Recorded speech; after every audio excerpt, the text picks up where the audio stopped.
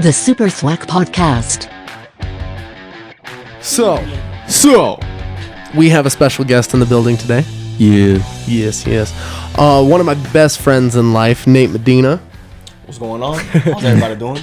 And he is the owner and proprietor of Alien Gains. Yes, sir. Yes, boy. How has that been going for you lately? Right now it is at a pause because I'm motherfucker broke, you know. But it's something I'll be picking up soon. I got new art coming out, and I've already got a list of all the new merch that's gonna be coming out. Just waiting for the price estimation and go pick it up. Hell yeah. Nice. Be dope. Oh, yeah. With that being said, how have your guys' weeks been? Week's been a week. And that's all I'll say. Every fucking time. It was a cool week. It was a cool week. It was nice and warm outside, and it wasn't too windy. It was almost week. too hot, dude. Especially on Friday. I just felt like I was like cooking like a fucking egg. Yeah. It was ridiculous. I see. I was not bothered. Your ass wants to move to Nevada though, so. Are you legit moving to Nevada? Well, and probably not Nevada, maybe Texas too. Anywhere that's warm year round, and where I can bear, place I like. I've been to Texas a couple times now, and it's pretty cool. Kind of fuck with it. I like super Texas. humid there, the though? humidity fucking See, sucks. I haven't been when it's crazy humid. I went last August, and it was humid, but like Florida kills me. You know what I mean? So I was like, as long Florida's as it's bad. not Florida humid, bro. I'm good. When I went, it was worse than Florida humid. Like Yeah, I that's stepped crazy. outside and I took another shower. Like it was that bad. Like I was covered. I was like, damn, who turned on the water? Yeah, It that's was wild. ridiculous. Yeah, I didn't. Like, maybe I got to go during midsummer and really see. But, Oh, I mean, yeah. it's not gonna be a while, so Yeah. it's not really anything that I'm thinking about right now. Yeah, it's not Right. too bad depending on what part you go to too. Like you can maybe avoid some snowstorms. Yeah, I mean, obviously, Yeah. of course. For sure. I gotta check out different areas, different cities and whatnot. Hell Nice. yeah. Yeah. So you don't want to elaborate on your week? I didn't do anything. Just like did the usual shit. How was your week? How was it? It was pretty chill, The honestly. It was The week, how was it? It was fantastic. Okay. It was very laid back and relaxed. Got a lot done at work, and then today I got to wake up and go on a motorcycle ride, and it kind of helped me relax a little bit. Put on the new Kendrick album, and just kind of rode for a while, and it definitely helped put me in a good mind space for the day. Okay. So Where'd you ride to? we rode up to like Firestone, and then just through Loveland around past like Good Samaritan and stuff, then right back over to Satire to go get some beers and stuff. So Damn, that was probably like a 2-3 hour ride then. maybe Maybe even 4. hour and a half, hour 45. Damn, really? Yeah. Who'd you go with? All I went with me, my dad, and my wife. So, and my grandpa. Okay. So it was pretty fun though. It was just nice cruising. Nice. Definitely tell I'm like the least experienced because I stalled out like 3 fucking times, but it was still fun. You still like practicing on it? Oh yeah, especially because I've only ridden my bike because I just got it plated and everything like a week ago. I've only ridden it like 3 times, so it's like it's an older bike, so it has a lot of kinks to it, and it's not. I know, pause, because of kinks. I wasn't even going. I'm surprised. Yeah. But like the clutch sticks a lot, like especially like switching gears, like you have to like stomp on the shit, and I almost throw myself off the bike every time. Well, I can tell you're new to it because when we went to the gym that one time and you pulled up, like you fell over with it and everything. Yeah, hell no, I dipped the damn. bike. I had like 2 or 3 people come over and be like, "You need help?" I was like, "Oh, my buddy's coming. I should be okay." And then another guy came up and he's like, "Nah, bro, you need to pick that up." And I'm like, "Okay." He's like, "I'll help you real quick." And I'm like, "Okay." And then so I go over and he's like, "All right, now you're gonna go over like this, and you're gonna lift it." And I'm like, "I thought you said you were gonna help me." He's like, "No, you're gonna figure out how to lift it." I was like, "This is some bullshit," but it's really cool because I And didn't. then he smacked your ass out. He's like, "You did." No, he was like, "You're gonna have to figure out how to pick it up by yourself when you're alone anyway. So like, you do it like you're basically doing a squat." And I was like, "Okay, cool." The only weird thing is that bike weighs 850 pounds. Maybe it's easier to compare it to something like the seated press. The leg press. I think it's more comparable to that than like an actual squat because I can't squat 850 pounds. I mean, yeah, but you're also just pushing it. You're not necessarily picking it up. Yeah, or, that's true. Squatting it, let alone. Oh yeah. Yeah. That makes sense too. Yeah, like the weight kind of helps with you. Yeah. You know. For sure. And it was just nice because I thought I was gonna be fucked if I ever dipped it over. Hey So man, just don't do it. Right.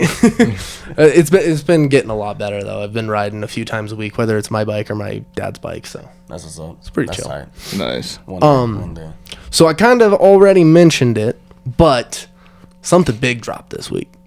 Yeah, after 5 long years. 5 years and 29 days. It doesn't feel like that long Yeah, no, it's fucking. until you start thinking about it. It's insane. Yeah, I mean, fuck that. It feels like a very long time for me, man. Every damn fucking every time I listen to an album, I'm like, oh, come on, man. When's the next one coming out? Yeah, it sucks when it finally drops because that's the thing you think of automatically is like, I want the next one already. See, I'm not on that. You're not? Because I'm still so focused on it. You Yeah. know? And with the way that his music is, like, I mean, I feel like it took years for me to finally understand To Pimp a Butterfly.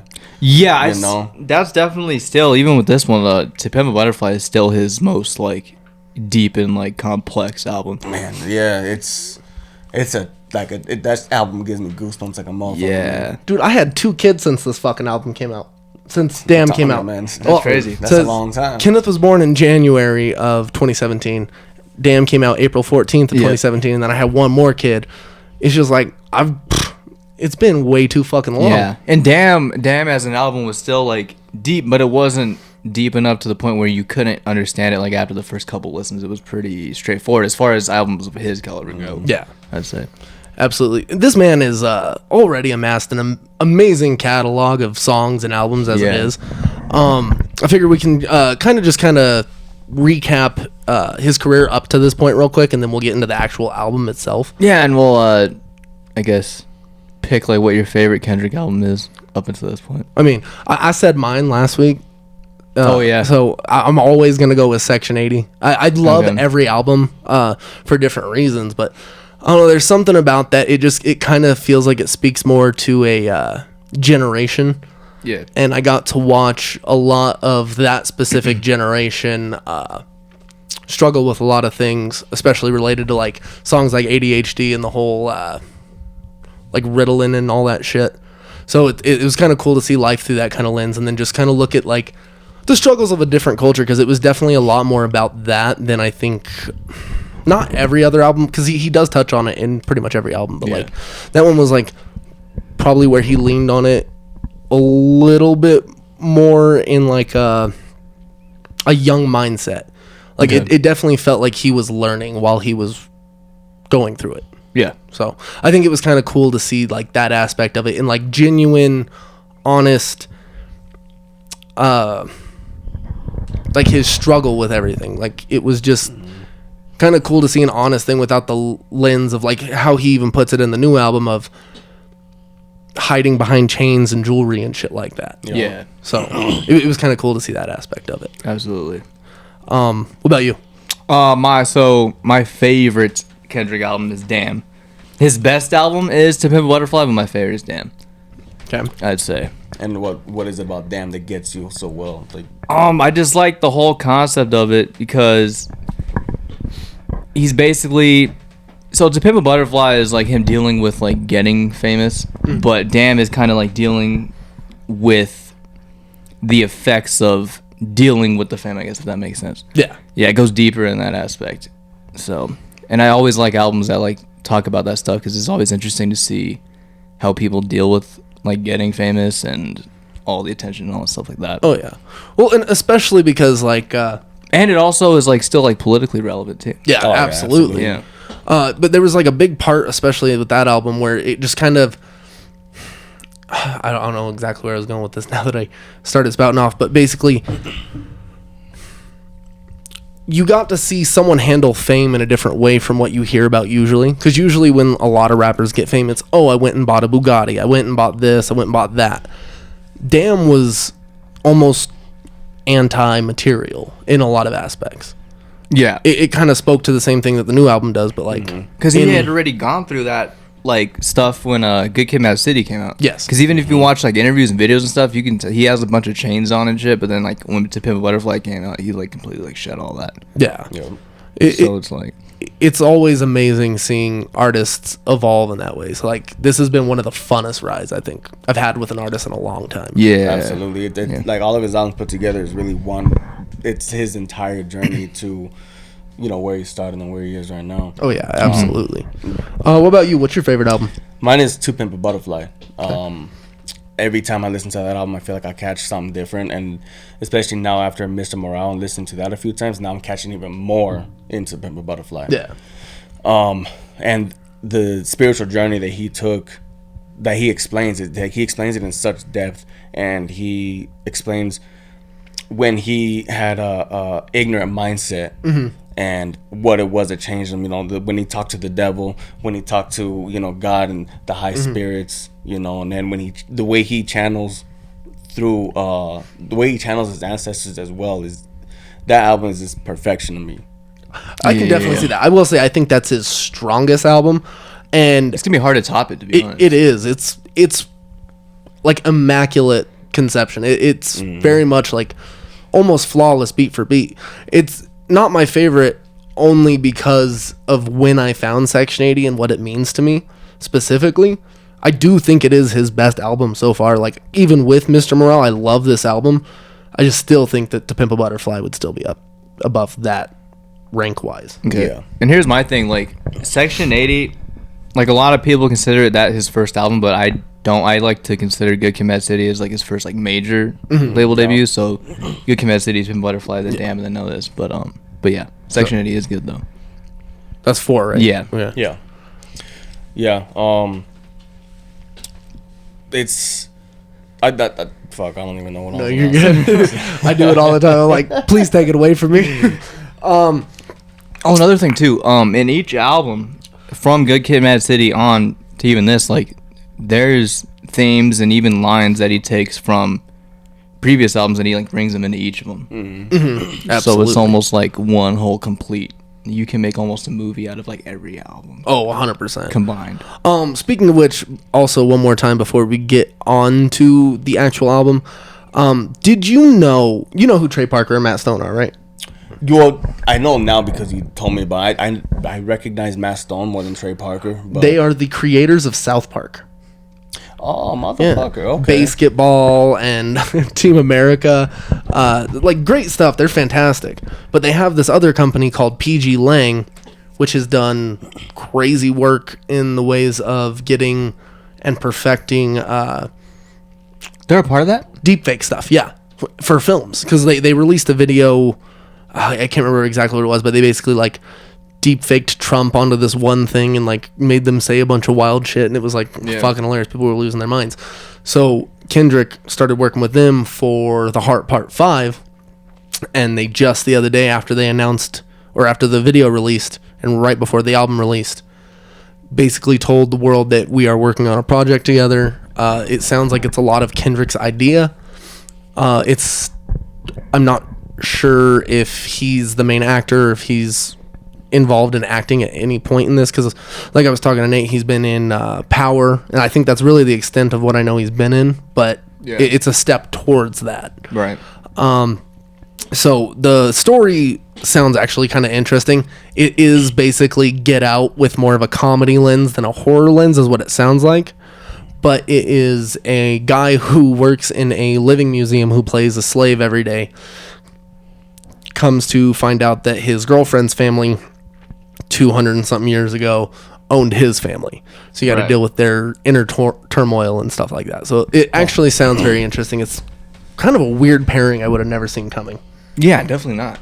So definitely keep your eyes out for that. And another thing about The Heart Part 5 is when it came out, I don't know if you saw like on Facebook, but and Twitter, everyone was like freaking out and bitching about the song, like acting as if that song was going to be a part of the album, like they haven't heard like the other Hearts songs. I thought I thought it was gonna be part of the album too, because when I looked it up on Genius, they had it listed as like track 10, 11 of his new album. And I was like, what? Why? He didn't put his other ones on, on the album. They're just individual songs. But when the album dropped, I was real happy that he didn't throw it in there. Yeah, and they're kind of cool because they really don't even give you like an idea of what the forthcoming album is going to sound like either. It's just like a kind of like a tease thing. Like Yup. Like it's coming, but you know.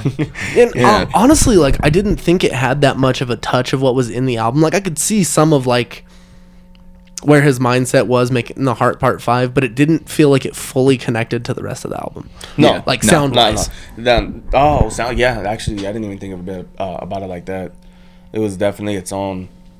I mean, it's just its own song. Yeah, because it's just a Marvin Gaye sample too. Because I think a lot of what the album, we'll get into that, but like a lot of what that song is specifically is like it's about the culture. So it's a little bit in the album, but not as much as it was in that song. Yeah. So. It's about a lot of things too. I mean, you saw him channel. I mean, you guys saw the music video, right? Yeah. Oh, yeah. So you saw when he channeled Kobe, when he channeled Nipsey. Also. That Yo, shit man, was I'm telling you, powerful. when he got to Nipsey, I just got chills all through my body, and I got emotional, and I was like, yo, that really sounds like exactly when you listen to Nipsey's music, like that sounds like exactly how he would say it. Yeah. You know Absolutely. what I mean? Like I really feel like that was him channeling through him and really giving the world Nipsey's last words.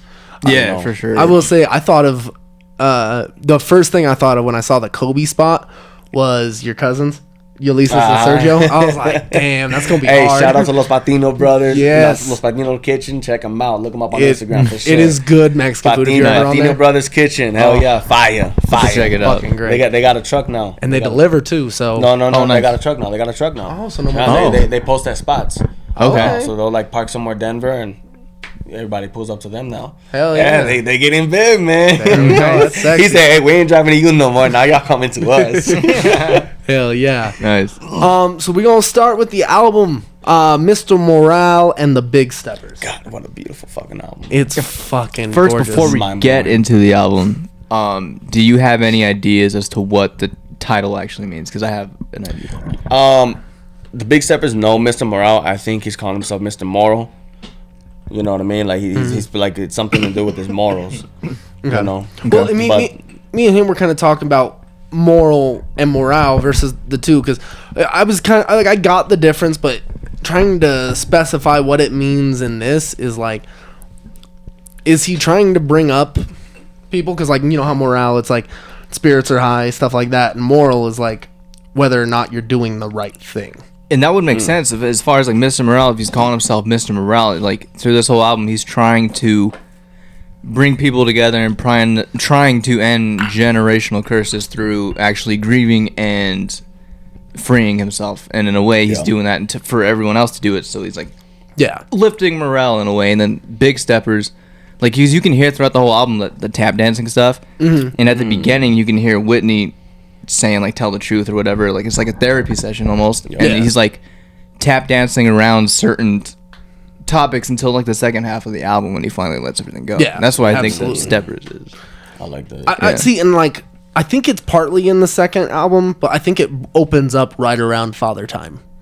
Like I don't know why, because that's like an aspect that you never saw in the relationships before.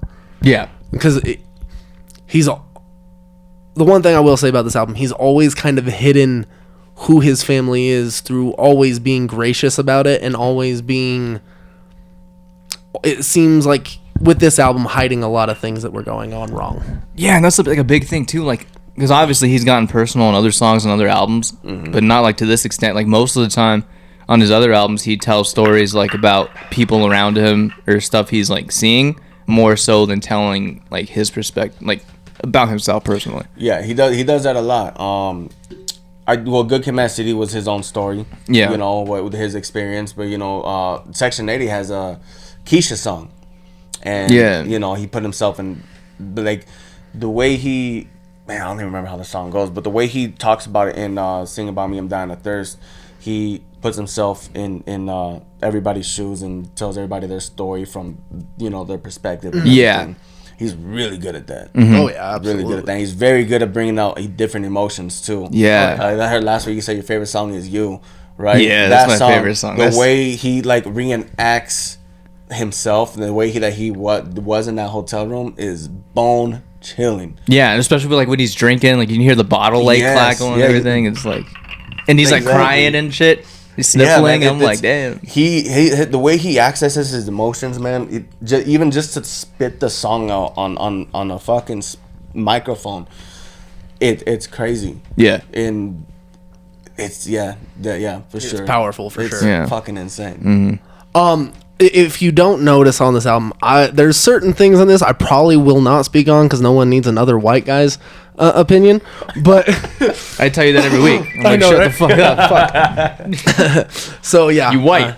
just know that I'm not gonna try to break this shit up every 5 minutes with. But that's like the white beautiful man. thing about this. Like he's talking like from a black perspective and like talking about black families and like generational Giving curses. everybody what Yeah. a fucking 3D view of what our life looks like. Yeah. Third perspective view. And at the same time, even though he's talking from their perspective, there's stuff that like everyone can relate to, even though he's still Absolutely. talking from that perspective. This is crazy. And I will say, I think that's why he's one of the most accessible rappers there are, as far as like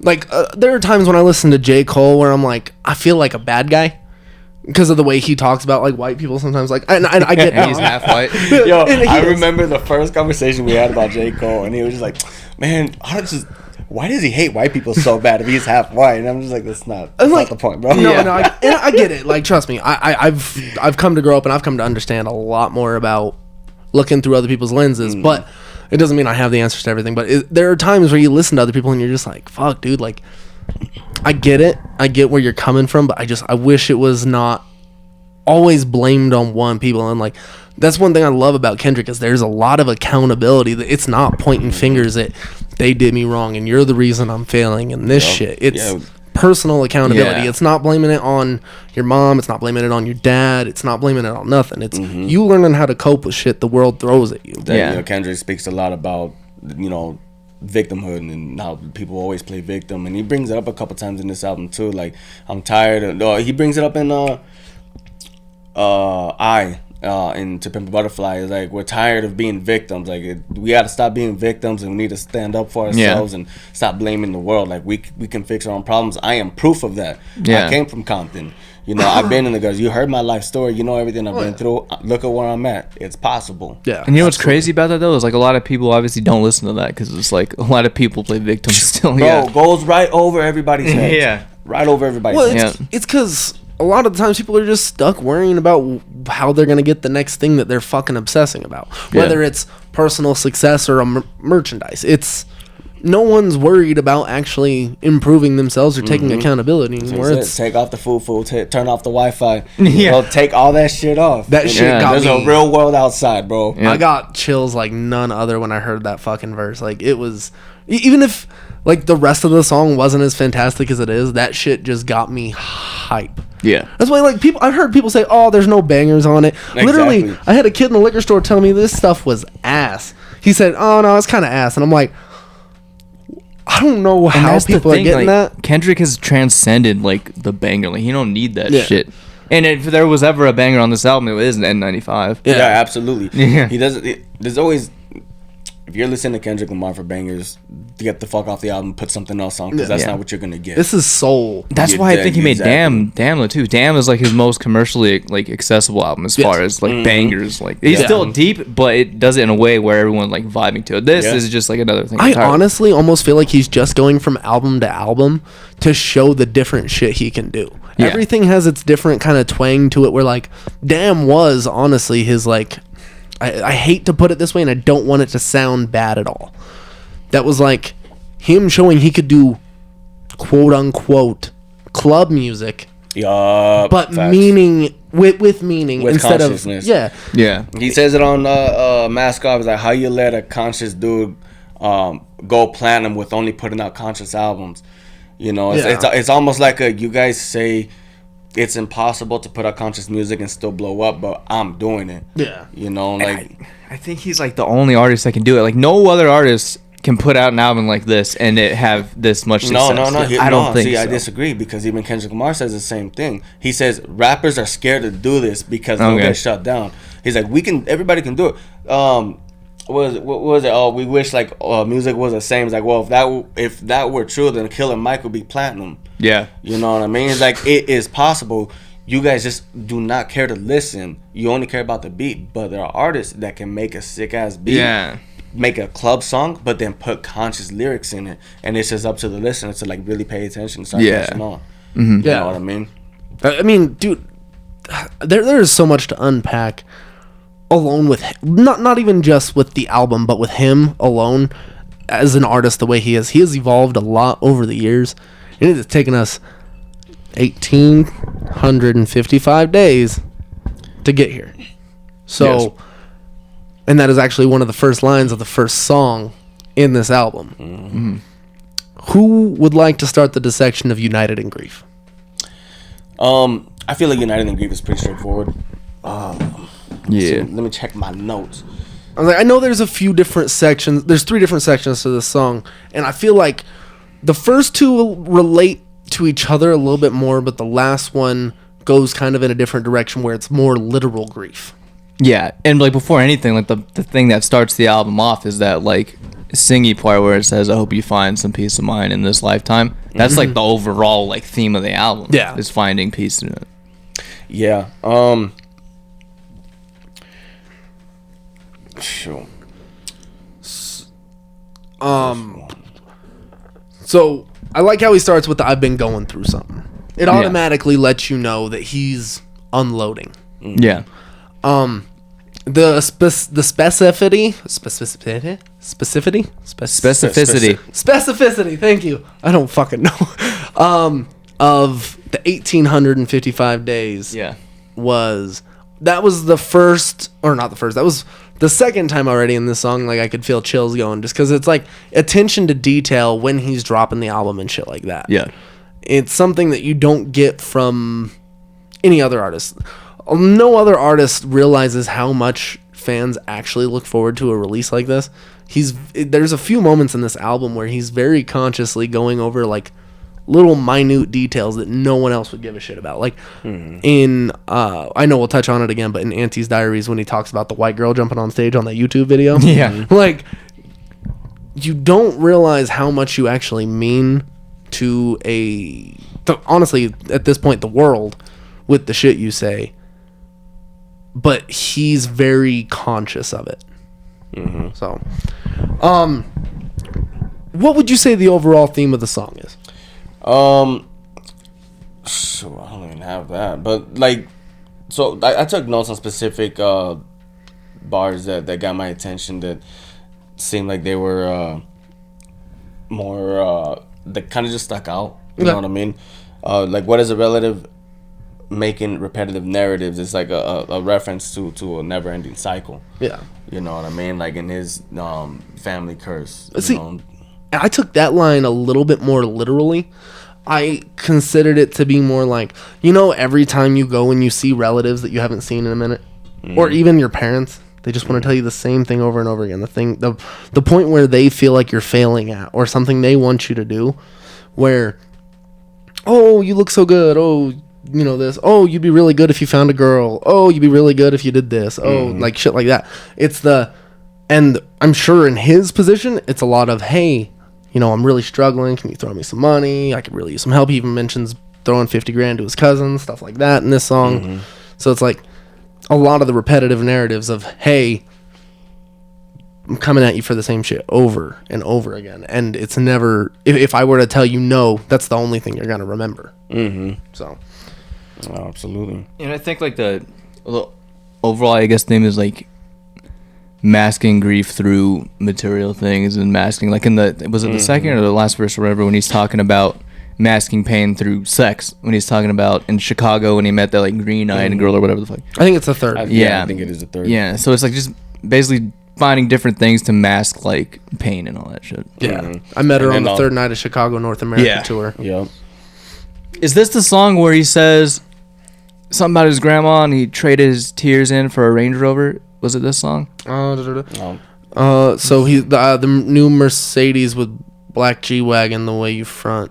No. Maybe it wasn't that song. Maybe it was one deeper in, but even then, that line still like kind of relates to this song. Is like trading in tears for some material.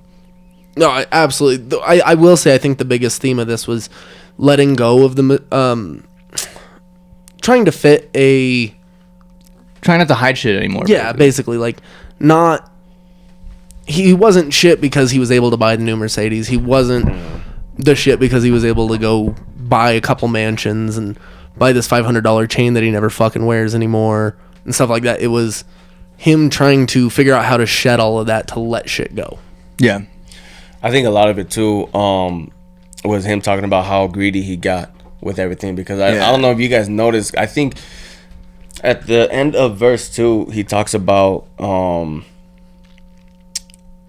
he relates how her who was it, her brother got killed, kind of relates that to, it reminds him of when he was 9 years old. Yeah. You know what I mean? And you know, he lost his homeboy and everything, but he ends that verse talking about Chad left his body after we FaceTime. Like, for some reason, do you think that when he's talking about, you know, who he FaceTimed and everything, because he was talking to one of his homeboys, and his homeboy got shot, but he was good or whatever. And he was like, all right, cool. Well, now I'm gonna get off and I'm gonna get laid. Yeah. That's from Sing About Me, I'm Dying of Thirst. Right, his homeboy, that was the same night where his homeboy got killed, and he talks about it in You. He's like, that's the reference. Exactly. Yeah. That's what he's referring to. When she's it like, was the same night. One FaceTime to one time, that's Unforgiven. Yeah, it's fucking raw.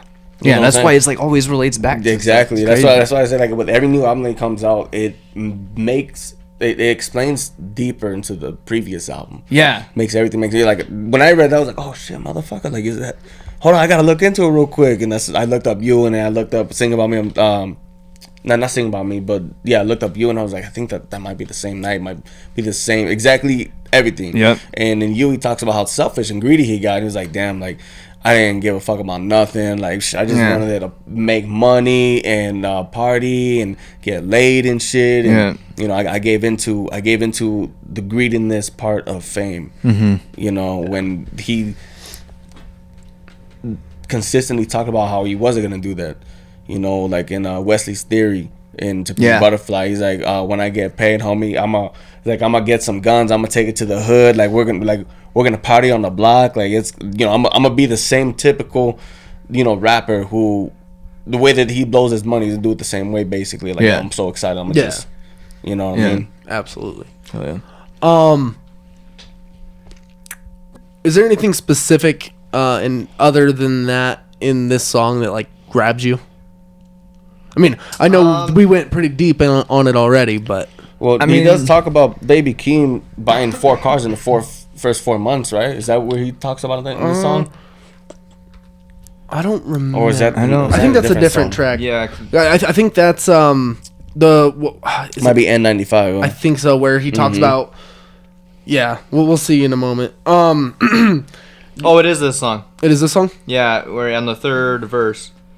Okay. He says, I watched Keem buy 4 cars in 4 months. You know, the family dynamics on repeat. So right there, I think he's explaining how, like, Kendrick Lamar is trying to break the curse. Yeah. Right. He's trying to, like, The generational curse. Exactly. He's trying to make everybody understand, like, yo, like, we need to be wise with this and not just throw our money away, because at the end of the day, like, who gives a fuck if you have 4 cars? Like what he said in the, I think one of those songs, we talk about getting all them chains you guys were talking about earlier. In 95. Yeah, and then 5 is like, for what?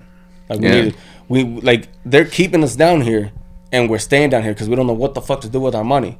You know, we want to make it. We want to put the money on us and make us look good. Like, we want to show that we're rich. We want to show that we got money. Oh yeah, and that's the wrong way to go about it. Yeah, and I kind of think another thing that relates back to, like, as far as like To Pimp a Butterfly, when he's talking about seeing Keem buy these things and like kind of repeating the cycle. Exactly. Like, it kind of goes back to You too, when from the perspective of when someone's talking to him, when he says, you preached in front of 1,000 people but never reached her, talking about his sister, but it kind of relates to this. Like, you're preaching in front of all these people, but there's still people that are not, like, getting it. Yup. So. Sorry. Alcoholic. I'm sorry. By the way, thank you to Bobby Martin over at Mystic Mountain Distilleries for hooking up the whiskey for the podcast today. And all the beat switches in this kind of caught me too. Oh, dude, they were fucking flawless though. And in this album. On, okay. Especially in the song when it goes into the drums. And 95. Yeah. Yeah. That first beat change. The flow, and And the God, synth, how when the nasty synth he hits on the gets. chorus too, I'm like, damn. I will say, so we're moving on to N95, obviously. But I will say the first like thing that I caught in my head was like, not exactly, but like I could imagine him doing a music video to this, even though I already know how the music video for this turned out. Yeah. Well, Yeah, I know it's fantastic. Yeah. My first like mind visual I got from listening to it was, hey, Kendrick Lamar and a Fred Rogers get up singing to kids. Just The intro? Yeah, I was like, Yeah. that would be fucking perfect. Yeah. But the whole thing, the hello new world, all the boys and girls, I got some true stories to tell. You're back outside, but they still lied. Whoa. That part, what I told you before this, you're back outside, but they still lied. That It's kind so of like government. related to the COVID thing. Yeah. It's 100% distrust. Yeah. Yeah. This song is probably, I think you already touched on that, the strongest, like, commercially, probably. Yeah, as far as sound, yeah. It's going to be for sure. Yeah. That That might the be hardest the song only of the one that album. plays on the radio. And it's crazy because it's the second track of the album, just like DNA was the second track of Damn. Yeah. So like I feel like he does that where he kind of like, the first song most people are probably like, oh, like okay, but then when that second song comes up, it like brings their mood right up, and it makes them want to keep listening to the album. Yeah. You know? I kind of like equate albums to movies. Like, the opening track is kind of like the opening titles, and then the first song is like the opening shot of the movie. Yeah. And it's like, because that's the thing that really draws you in. Absolutely. Especially with Tarantino. Yeah. So in the first verse, man, I felt like it was pretty straightforward. It's basically him telling the world to shut out all the distractions and open yourself up to what's real. You know what I mean? Because he talked about taking off the woofo, turning off the Wi-Fi, and he's telling everybody like there's a real world outside. Like you being distracted with social media, with news media, with fucking All the apps on your phone, the YouTube. just everything, your phone, all your Wi-Fi, all this shit that is supposed to entertain you is really just a distraction. It's like, man, go outside and go for a walk. Like, breathe in the fresh air and see what's really out there. There's a lot going on in the real world, and you're just everybody's so entrapped right here in the fucking phone. Especially after the last 2 years, because we've been pushed more in that direction. Yeah, we've been locked up basically. Yeah, basically. and staying indoors, and they've pushed the fear of COVID-19 on everybody, so everybody's so fucking scared. And that just goes to make people even scared of like other stuff that goes on because they're so conditioned to being afraid. Dude, my wife constantly, every other day, my wife freaks the fuck out because of everything that's going on with Russia. She is so convinced we're gonna die. I'm like, no. That's the news and the media sells you. It's like selective, like shit. Oh, yeah. They sell you what they want you to see. Oh, 100%. It's an They algorithm, want you to be man. afraid because when you're afraid, you consume more and you buy more shit and you do certain shit. Why do you think the news organizations always lead with their worst shit? Yeah. It's no one wants to hear about. Oh, there was a puppy pageant stressed, and King Rick fucking won. We want to hear about people dying. We want to hear about all this shit. Otherwise, we're changing. We're the channel. addicted to violence, man. You Yes. know that as Yeah. a human being, like as human beings, we're addicted to fucking catastrophe. Everyone wants to say that's an American thing, but it's They so know it's a bullshit. fucking, it's a world, it's a race thing, Yeah, it's a human thing. Yeah. It's Like, it's very just much crazy. in your DNA. There's a reason we all love watching UFC, boxing, every other thing that animals, man. dude, like you watch things because of chaos. Otherwise, if there's not conflict, what's the point? Yeah. Even little kid shows have conflict. There's Yeah. no way to get around it. There's no other way. Whether it's physical, mental, something you have to overcome, there's some sort of conflict there. And like, Yeah, and even the way Ariana reacts to that, that's exactly what they want. Oh, exactly. hell yeah. Out of Everyone should everybody. be scared, man. Yeah, that's why I don't It's watch the news. Fucking I annoying. I avoid the news like the plague. I haven't seen The only news I watch is like NFL news. That's pretty much But it. the last time I saw like just normal media news was whenever the last time I woke up for school was in high school. Oh shit. Yeah. That was it. The last time I ever saw news. Because once people start realizing, like, the less they watch the news and the less they start giving a fuck about stuff that really doesn't affect them, they'll just continue. You'll be so Nothing's much gonna happier, fucking bro. happen. Yeah. You'll be so much happier. Yeah. Yeah, like for real. The last time I watched the evening news was right before I came here. My grandparents have that on all the time. That's my grandpa too. They I'm like, you need love to that stop shit. watching that shit because he Poison. starts. It's He poison. feeds It's You to into the hear me, point where- boomers and old people? Yeah, it's It's to poison. the point my grandma will just like be on her phone constantly being like, oh, they found this guy, oh, this happened, and I'm like, can we just like relax? Like I get that she's worried, but like they're so worried because my grandparents were Dog, embedded in law enforcement for so Yeah. long, they freak out about every little thing. Yo, Yeah. my girl's dad, that dude is. Oh, you have I told you stories? I met him, and he's funny. That he's a real cool guy. He's a real fun guy to be around because he is the typical definition of a fucking boomer, right? Yeah. He's just like is very addicted to everything and believes everything that the news says, but then doesn't believe everything the news says. So like he'll be like, yeah, like, you know, this is a scam or whatever, but then he'd be like, oh, but we gotta trust our government, you know what I mean? Like, oh, we have to believe in them. He's like constantly Like, contradicting himself. Yeah, it's funny, man. He's a fun guy to talk to. I love that guy. Those kind of people make me laugh because they like to consider themselves like moderates and in the middle, but in reality, it's just I agree with both sides and I'm gonna like essentially blindly follow so I don't have conflict. Like that's the way it feels. Like, I'm not trying to talk shit. I'm just saying like No, I feel like that's a lot. That's how most they people. are. Yeah. Yeah. Hey, Like- yo, I want to get to the chorus of N95. Yeah. do it.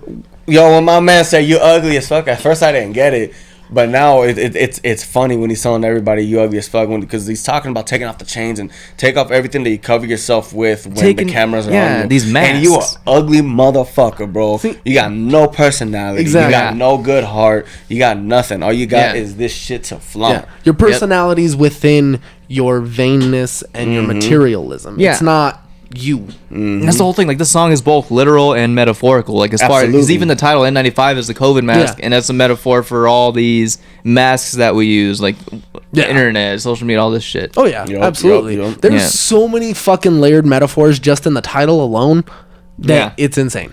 Yo, like how we open up the second verse, specifically talking about everybody's reaction to COVID-19 and the way that the media and elites play it. Like, so he says like the world in a panic, the world in a panic, the woman is stranded, the men on the run. Right, like everybody's freaking out. Oh yeah. Right. He goes on and he says they're making a mockery following us. This ain't Monopoly.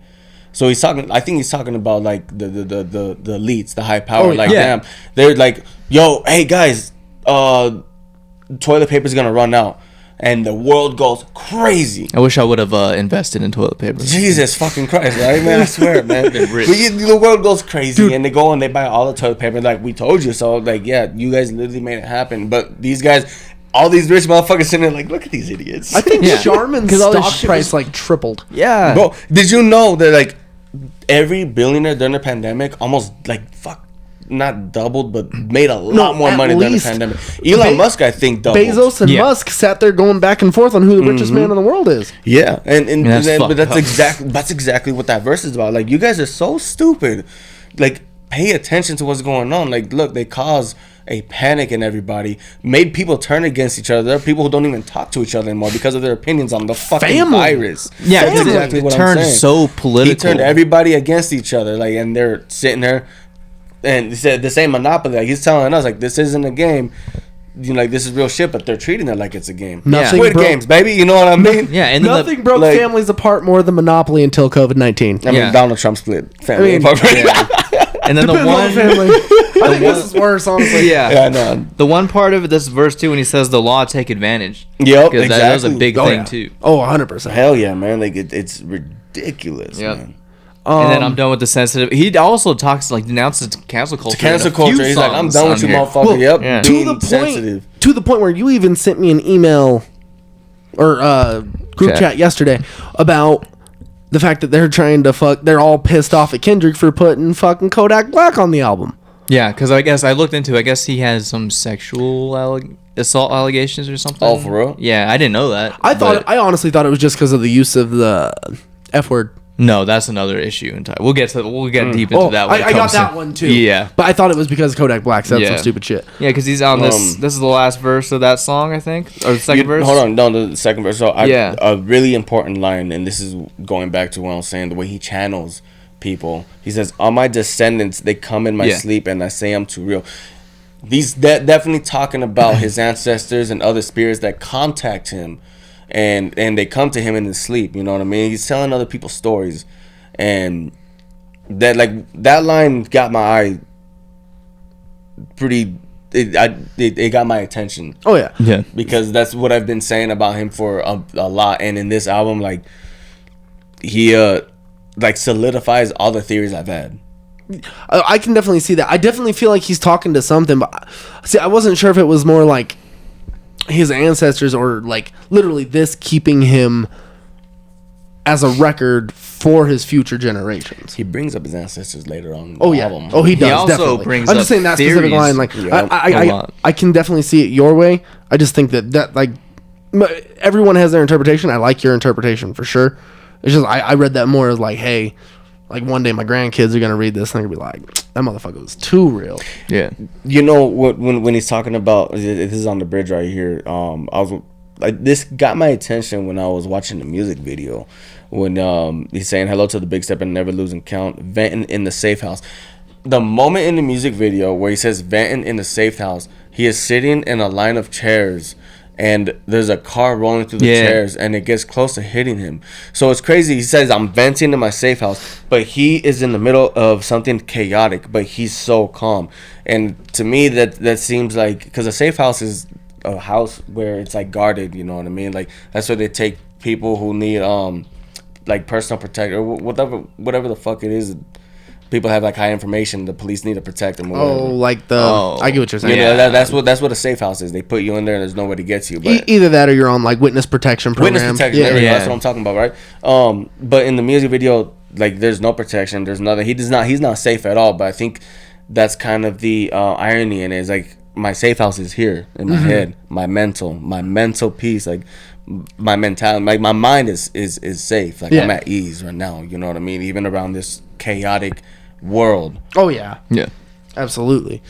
There are so many lyrics in here that have like double meanings and all this other shit where it's just like I know I got a lyric for the next song that I'm excited for. It's the one you keep sent in the group chat yesterday.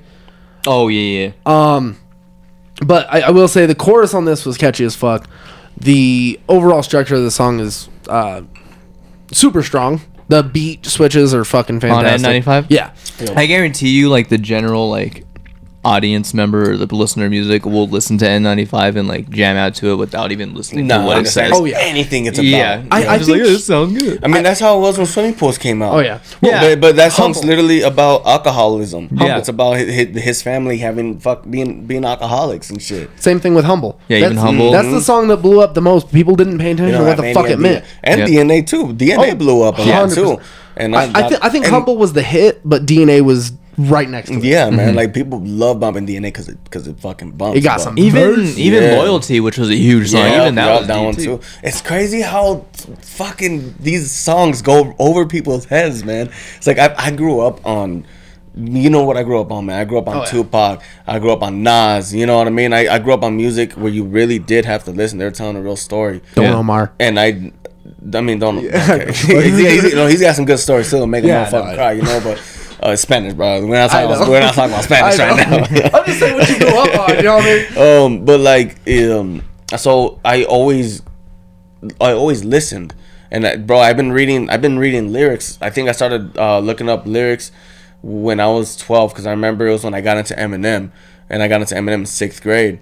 And somebody told me like, we can look up the lyrics on Google, and the internet was still new to me. I was like, Google, like, I could like they just have the lyrics in there. Like, At least you didn't say Ask Jeeves. what Exactly.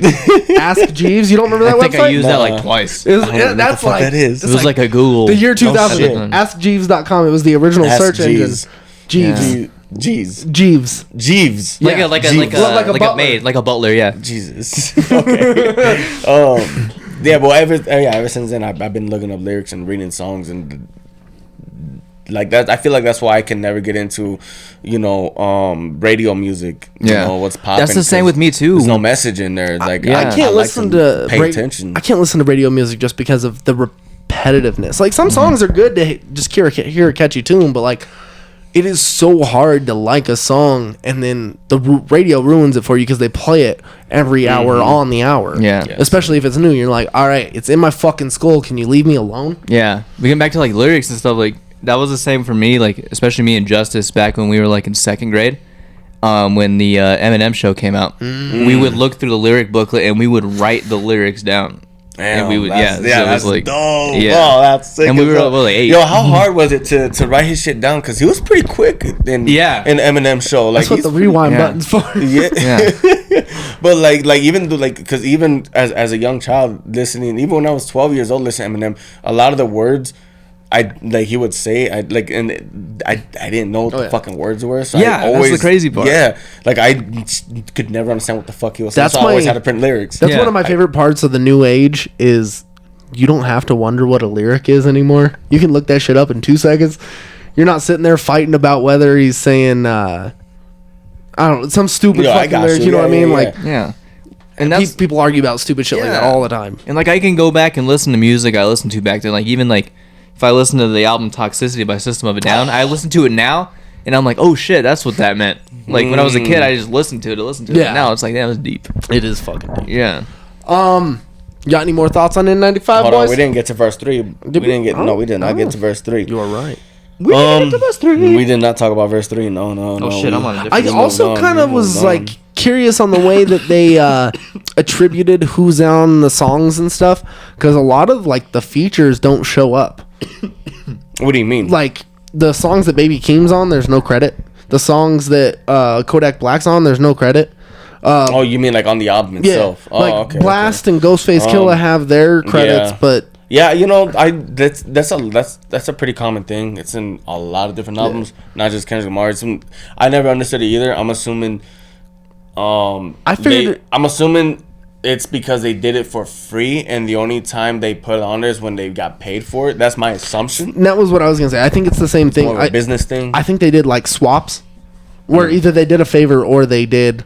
I'll be on one track, you be on one track. You be on 2 tracks, I'll be on 2 tracks. Yeah. Like you did And it all with Keem. depends on what the song is too, because like for the most part, Kodak is on the interlude, Yeah. and Keem is on an interlude and on Savior. I will say one of my favorite things about this album was the fact that he included Baby Keem. I got so happy for that because I've gotten that was so into Baby Keem lately. Yeah. Baby Keem's the shit, He bro. is fantastic. I think he's on a similar trajectory. I just hope that it keeps going the right way. Right, and he's gonna be on tour with him too. That'll be. You serious? Yeah, I think I sent that to you guys. Oh, I didn't see who was on The the show. tickets Don't go on remember. When sale. the tickets go on sale? May 20th. You in? Oh, shit. What's up? Well, I mean, where? World, It's August 23rd at the Pepsi Center, or the Ball Arena. Now is what it's Kendrick called. and Baby Keem? Kendrick, I'm with Baby it. I'm with Keem, it. and so in. the chick who sings on Die Hard is also opening up too. Chick Starts who with a sings T. in Die Hard? That's Yeah. Die Hard song. On Die Hard. Well, damn, I'm thinking about the You're fucking talking about the movie? I know. Yeah, I was like, what? Her name is. Let me go back to it. Amanda Reifer? Oh, not that one. Oh, no. Fuck.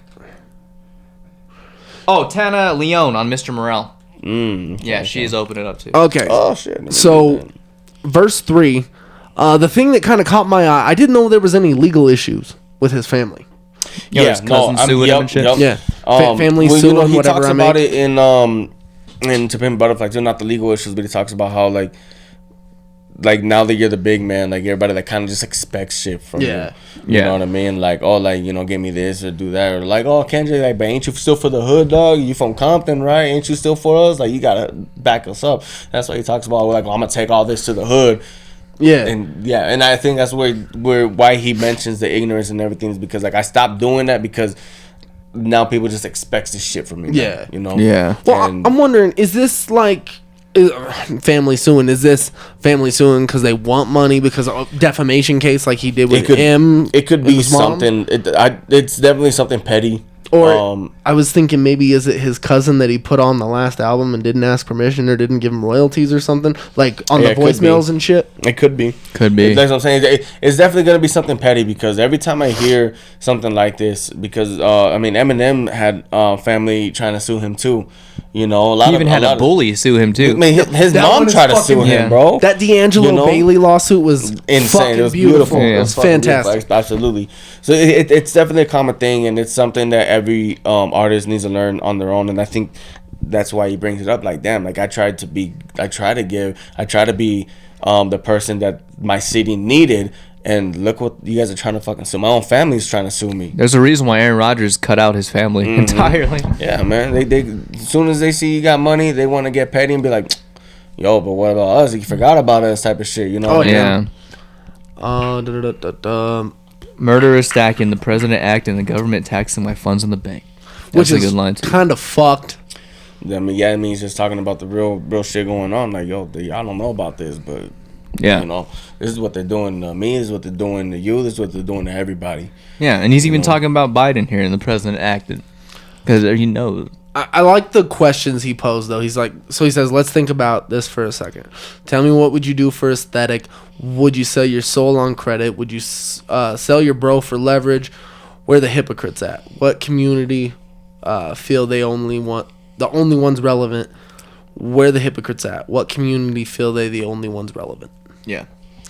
I think that is a double-edged sword, and it can be read in multiple ways. Because I'll be honest, it's stupid to say, but I know too many people that don't care about, that only care about their own race, and it doesn't make sense. It's kind of that thing of like, only this section's been oppressed. Only this section's been successful. And then people want to blame each other for certain things. Certain people want to demean other people's blame, and it just becomes a cycle of like viciousness. Yeah. And honestly, that kind of, I'll be honest, like the ending of that verse that's what I kind of feel is like he's sitting there talking about people who feel like their mindset and the people who are around them, their culture, their neighborhood, their family. That's the only view. I'll be honest, that's kind of my opinion. Not in like a racial aspect, but just like you only see life through your own bubble anyways. So it's kind of hard to take yourself out of that. But like then you start blaming certain people for certain things. You start pointing fingers where there shouldn't be blame. It's a lot of, well, this culture did this to me, so let's do this back. Is like kind of what I read on that. Okay. I can see that. And I mean, a lot of it is just kind of like leveling the question of what would you do for success and what would you compromise? Yeah.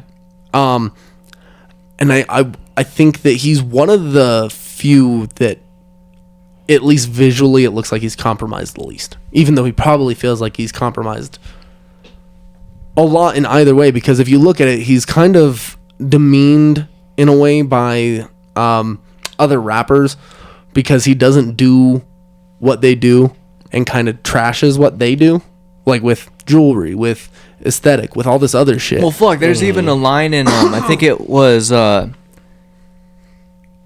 what song was that? It was on Damn. The line where he says at the end, it's on Element, when he says there's a difference between black artists and whack artists. Oh, yeah. Yeah, that line kind of relates to that too. Yeah. Sorry. So you're basically talking about the last two questions that he asked in that verse, right, Anthony? Like about the community and about okay. Yeah. See. Okay. I got you on that. I was looking more about the song credit and what do you like? Like would you snitch on your bro for leverage type of thing? I just think that he in that last part of the verse, he's talking a lot about how you guys are talking about how like I'm this, I'm that, I'm big and bad. I would never do this, I would never do that. It's like, but when pressure hits you, you fold.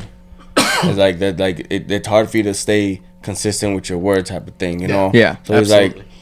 It's like would you sell your song credit? I think right there that he might be talking about himself selling the song credit, you know, type of thing where he's like on Lucy talking about. Yeah, exactly. Right? Where he's just like, I would never do that. Like, I'm gonna give back to my city. Yeah. But as soon as Lucy approaches you and be like, yo, I can do a lot for you, my guy. I think I do think sign this contract. I do think it's partly that, but I think it's the idea of literally selling your success to a record label for a deal.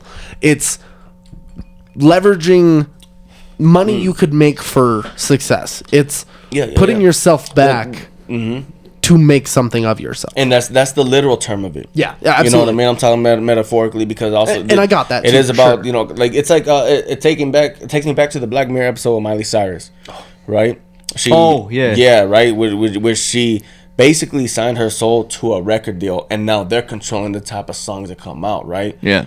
And Have you not seen that episode? I have not. No. Now that's like kind of closed doors behind what's going on with a lot of artists. Like, let's say somebody like the ones who Nicki Minaj and like Drake, for an example, the people who put out the songs that people want to hear, right? They make like the most money. Exactly. Yeah. Right? They get the most attention. They're the superstars of hip hop industry.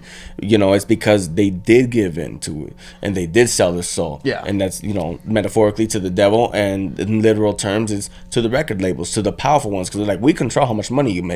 Now we want you to put this song out. I don't want that conscious shit. I don't want whatever it is you're trying to put out. No, you need to put this out or your life is done. Yeah, you sell the stuff that actually sells and that makes us money, not the shit that puts thoughts into people's heads. But then going back to the overall theme of the song about taking masks off, like I think these last questions here, like I think that's why he put it at the end of the song is like once all these masks are off, then you can start asking these questions and make people really think about it. Yeah, absolutely. I like that. Yeah. It's a good perspective. Yeah. And even the outro, when he's talking about you entertain the mediocre, need to stop it. You entertain old friends when they toxic. Just, I mean, that could also be a mask. Absolutely. Yeah, I think he's talking about like modern society. Type of shit. You know what I mean? You guys are entertaining mediocre shit. You're listening to, like I said, Drake, Nicki Minaj. That's mediocre shit, right? You need to stop it. Entertaining old friends when they toxic. So it's like laughing at a friend when he does some fucked up shit that is not right. It's not good, you know. Yeah. Instead of saying something. Yeah, like step up. Hey, like you said, like it refers in the first verse, like people are soft. Like step the fuck up and be good for the world, not good for yourself. Yeah. Willing to forego willing to stick to your morals instead of foregoing them for friendship. Yeah. Basically. What is your life like? Bullshit and gossip. Like, damn, y'all living a fake life, bullshit and gossip. Yo, I know so many people whose entire life is just filled with bullshit and gossip, and I'm like, how do you live that way? How and do they're you constantly like that? worried about other people. Yeah, I'm like, why? Like, that's what you guys like? You like living this way? You like being mad? You especially know, because you know a lot of people who are that way. You know what I mean? It's like, bro, like, and I just know other people. It's just like, that's why my eyes just got big. I didn't say shit. Yeah, like, why do you care so much? Yeah, focus on you, my guy. Focus on you. You know? Yeah. It's a fun world. What the fuck is cancel culture, dog? This is the first time he really brings it up. Yeah, and then that takes me back to the conscious album shit. Like I said, man, like, I guess that's not necessarily cancel culture, but you know, people try to cancel that shit. You know, putting out albums and, you know, some music that really means something. But yeah, I don't give a fuck. I'm gonna put out whatever the fuck I want to put out. You can have whatever fucking opinion you want. I do have a question. What the fuck does Oklahoma mean? Oklahoma? Yeah, I have no idea still. No, I think we're gonna find out eventually. I know he renamed himself. I'm sure there's an Oklahoma something in history. Same thing that Tupac did with Machiavelli. You know, when he changed his name to Machiavelli, I'm assuming Kendrick Lamar's doing the same thing. Yeah, and I think that website that'll be like his main hub for like the rest of his career. Yeah, Oklahoma. Yeah. I look up Oklahoma and it says, "Did you mean Oklahoma?" Yeah, that's what you thought it was at first. I did too. Like Oklahoma. Oh shit! You worried about a critic? Nah. Worldwide Steppers or what? That's my favorite song on the album. God, this song. The storytelling in the first part is like crazy. This song is like so tense and like dark too. Yes. So, I'm a killer. He's a killer. She's a killer bitch. We some killer Wakazabi's trying to scratch that itch, and he's talking about like literally like everyone is a killer in some aspect, not necessarily like a murder, like full on murder, but you're killing something every day. I think he's talking. I mean, it could be just. See, okay, so when I first heard it, I immediately thought Compton, right? I immediately thought Compton. Everybody in Compton's a killer, type of thing, right? This is what I grew up with. He's a killer. She's a killer. Like everybody's. This is the world I live in. Everybody's a killer. That's interesting. I took it a different way. That's interesting. Yeah, but then he talks about germaphobe, hetero, right? Mm-hmm. Society. Yeah. Society's the killer. Yeah. Everybody is their own killer, because you got homophobes putting gay people down. You got racists putting specific specific race down. Germaphobes. You got people shitting on other people who don't believe in the vaccine, right? Mm-hmm. Hetero, yeah, same shit.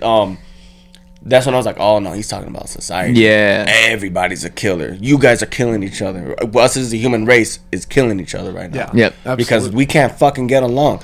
You know what I mean? If you like, it's with everything, man. Broncos fans hates Raiders fans. Fucking. Not if you look at me, all my fucking friends are If Raiders you fans. voted for Donald Trump that first time and people didn't, like, that was a war within itself. And it's just going the same thing with Biden. Yeah. Right? The pandemic, if you're for the vaccine and this person dies, it's a war. Everybody's a killer. You guys are literally just offing yourselves. Yep. You know? Yeah. I mean, I got a little bit of both of those. I think it's literal and it's figurative. Because, yeah, like, there is the point where, like, we all do damage to ourselves over time regardless. Yeah, and that's what I mean. Like, killing not necessarily as, like, exactly murder. It's, Yeah. like, more... There's different layers to being a killer. Yeah. The way I view it is we're killing our damn, how do I fucking word this? Because this whole album and everything that I am is a very spiritual and aware, conscious person, right? And us disagreeing with each other that much, like with the examples that I just gave, is keeping us from being able to grow. Because in order to grow, we need to get along with our neighbors and we need to get along with each other. So I think that's what he's saying. Yeah. Killing, like, we're literally killing our souls as a whole. Yeah. No, I can see that. I think I can see all the different aspects of it, especially when you put two people's opinions in the same room. I think everything is right, honestly. I think that's the beauty of rap and art in general, is the fact that you can have your own interpretations. But I do think it can go both ways. It can be you're killing yourself physically, you're killing yourself by soul, you're killing your neighbors by soul, all this other stuff, because everybody wants to constantly fight and put each other down. You don't want to put out a hand to help anybody. It's always, how do you further your agenda or how you feel, shit like that. Yeah.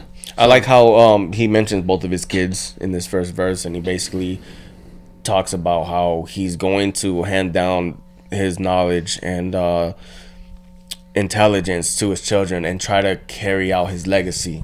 Is the way I took it anyway, because he says, life as a protected father, I killed for her. My son Enoch is part 2. When I expire, my children will make higher valleys. Yeah. Like, my children are going to continue my goal as a spiritual person, I guess. Yeah. You know what I'm No, saying? absolutely. Yeah. Then he talks about his sex addiction.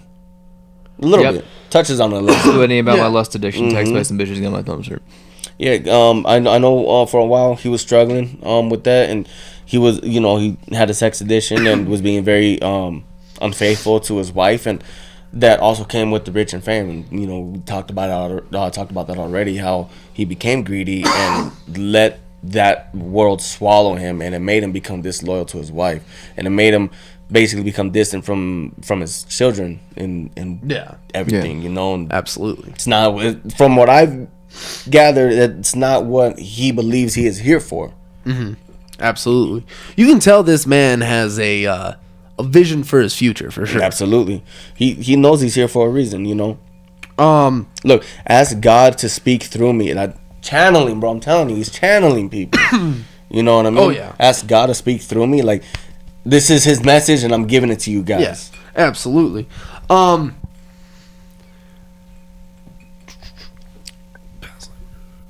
know there was a specific lyric in this song. So the first verse is definitely like him more coming to, He's setting the whole shit up. yeah, basically he's talking about, he's putting out the stuff that he has on the table. He's talking about his wife and his kids. He's talking about his sex addiction. He's opening up. He's telling you where he's standing. Yes. And you lead into This is his. Shout out to Usher. These are my confessions. Yeah, you know what I'm saying? and then so you go into the first time, basically like him having sex with a white woman. That's where the Hold up. Yeah, y'all skipped way ahead. Oh, What it's about the ver- teleporting out of my body? Do you guys Yeah, know what when that God is, right? The speaks dream through world. you, You guys and seen Insidious, right? Yeah. Oh yeah. Yeah. It's, What's it called? Well, they call it the further in the movie. Yeah, Astral projection. Astral projection. Bam. He's astral projecting, Yeah. bro. Have you guys ever astral projected?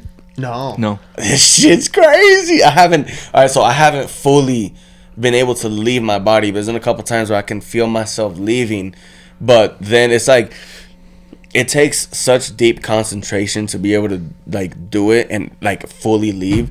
So like as soon as I realize what's going on, I break my concentration. I just like hop right back into my body, bro. And I'm like, and I've only been able to do it like when I'm on shrooms or when I'm in like a super deep sleep. I don't think I've ever. It's I'll be honest. I've never done shrooms, so it's one thing that like is on. It's on the list, but there's got to be a specific time and place for it. yeah, absolutely. Especially with kids running around. I don't think that's conducive. Literally, right here he's talking about, I don't pass judgment. Past life regressions help me keep me in question. Where did I come from? I don't think like I used to. So he's talking about how he's changed. Yeah. Right. How he's not the same person anymore. Like the Kendrick today is not the same Kendrick from before. Yeah, absolutely. And that's what when he goes into awkward stares at everybody. So he's realizing he's a different person, and now he's he's starting to realize what this killing is that everybody's doing. Leaving the Matrix, man. Yeah. Just leaving the Matrix, bro.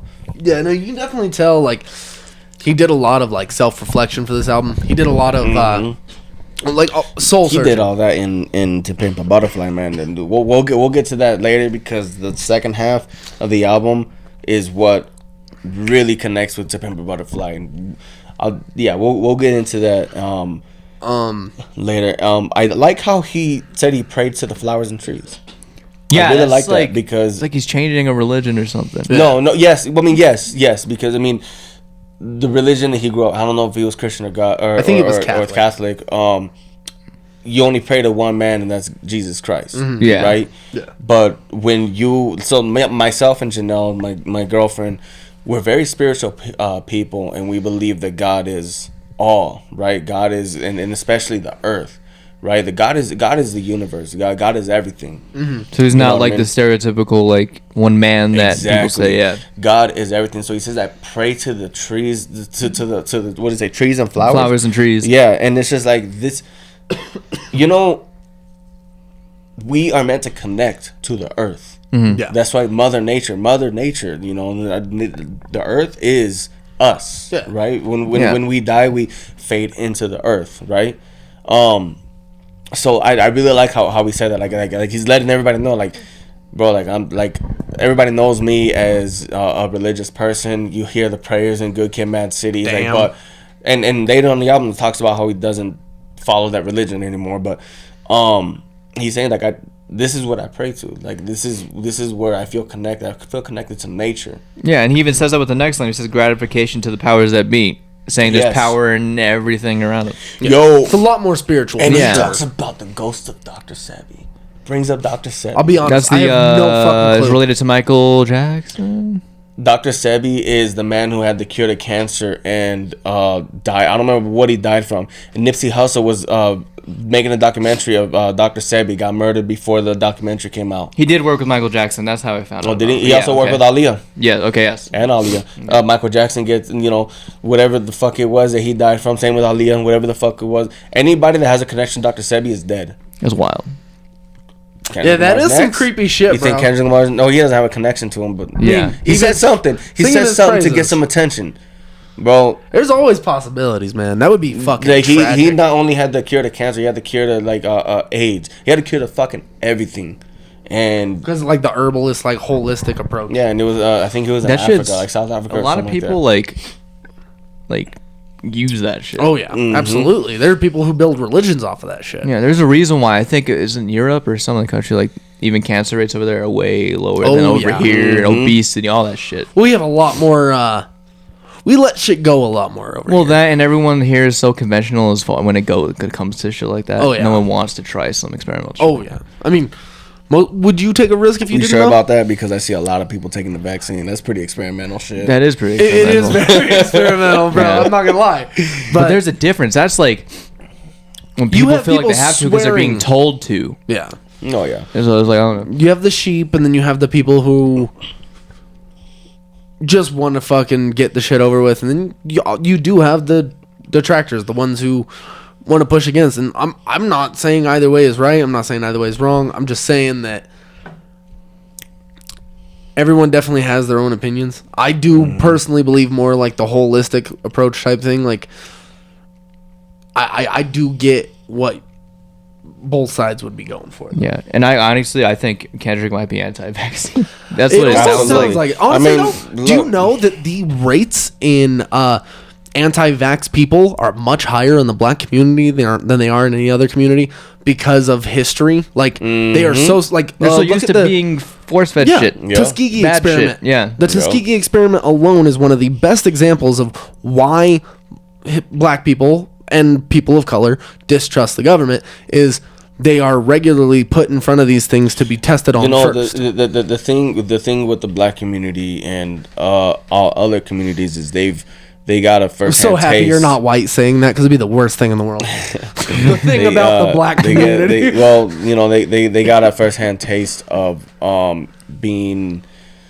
Fuck, I had it in my head. They being like.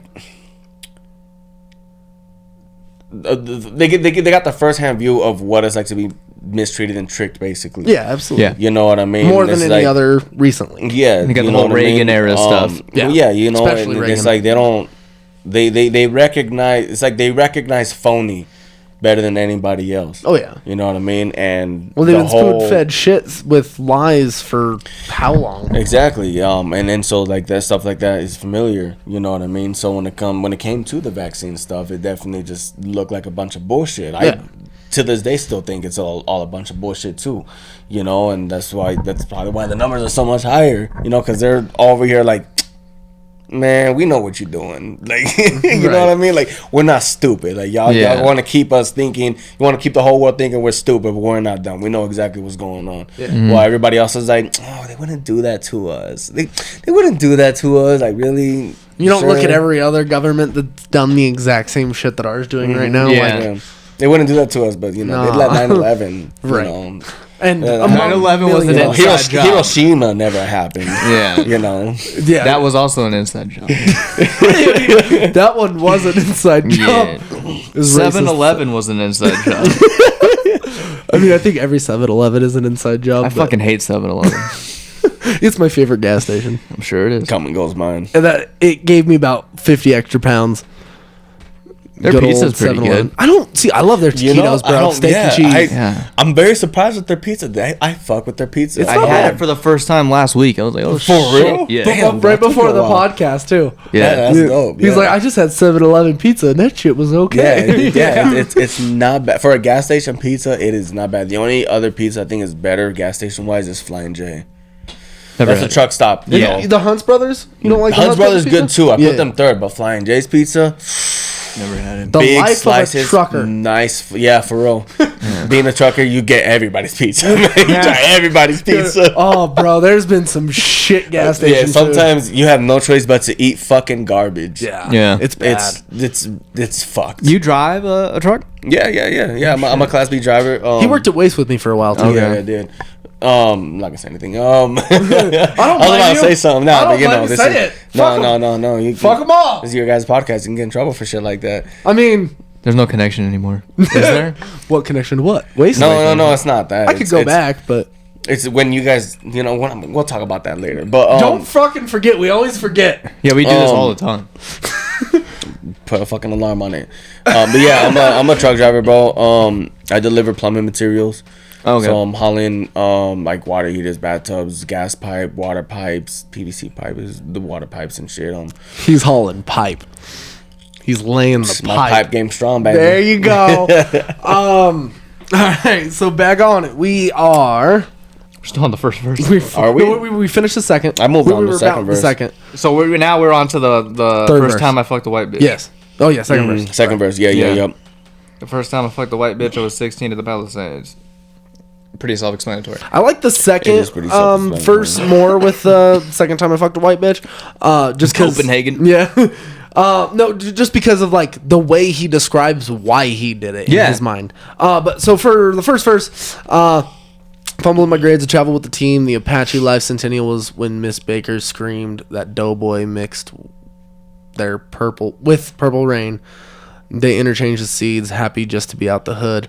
With all the wealthy kids, credit cards, and family plans, she drove her daddy's Benz. So it's like one of the first times in life he's felt safe.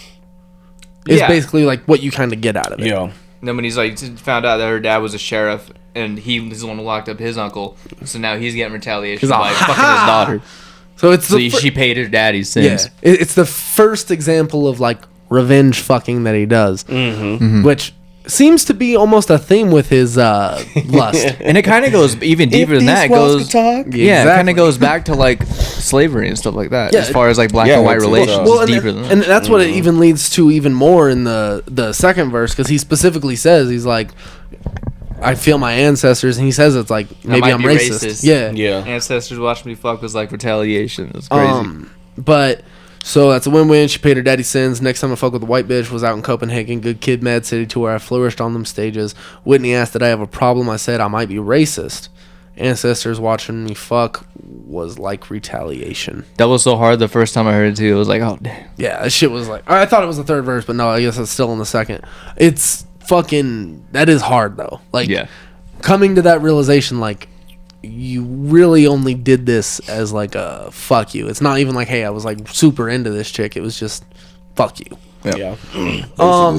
Chorus, you got the I'm a killer, he's a killer, she's a killer bitch. Yeah, and but more of the hetero homophobic. Yeah, because it got cut off to begin with. You got the germophobic, hetero, and homophobic photoshopping lies and motives. Hide your eyes, then pose for the pic. That kind of goes deep too, talking about like even like more progressive people who say they're for like certain causes or whatever. They lie and pose as they support things, but behind closed We're doors. not talking all about these Amber Heard.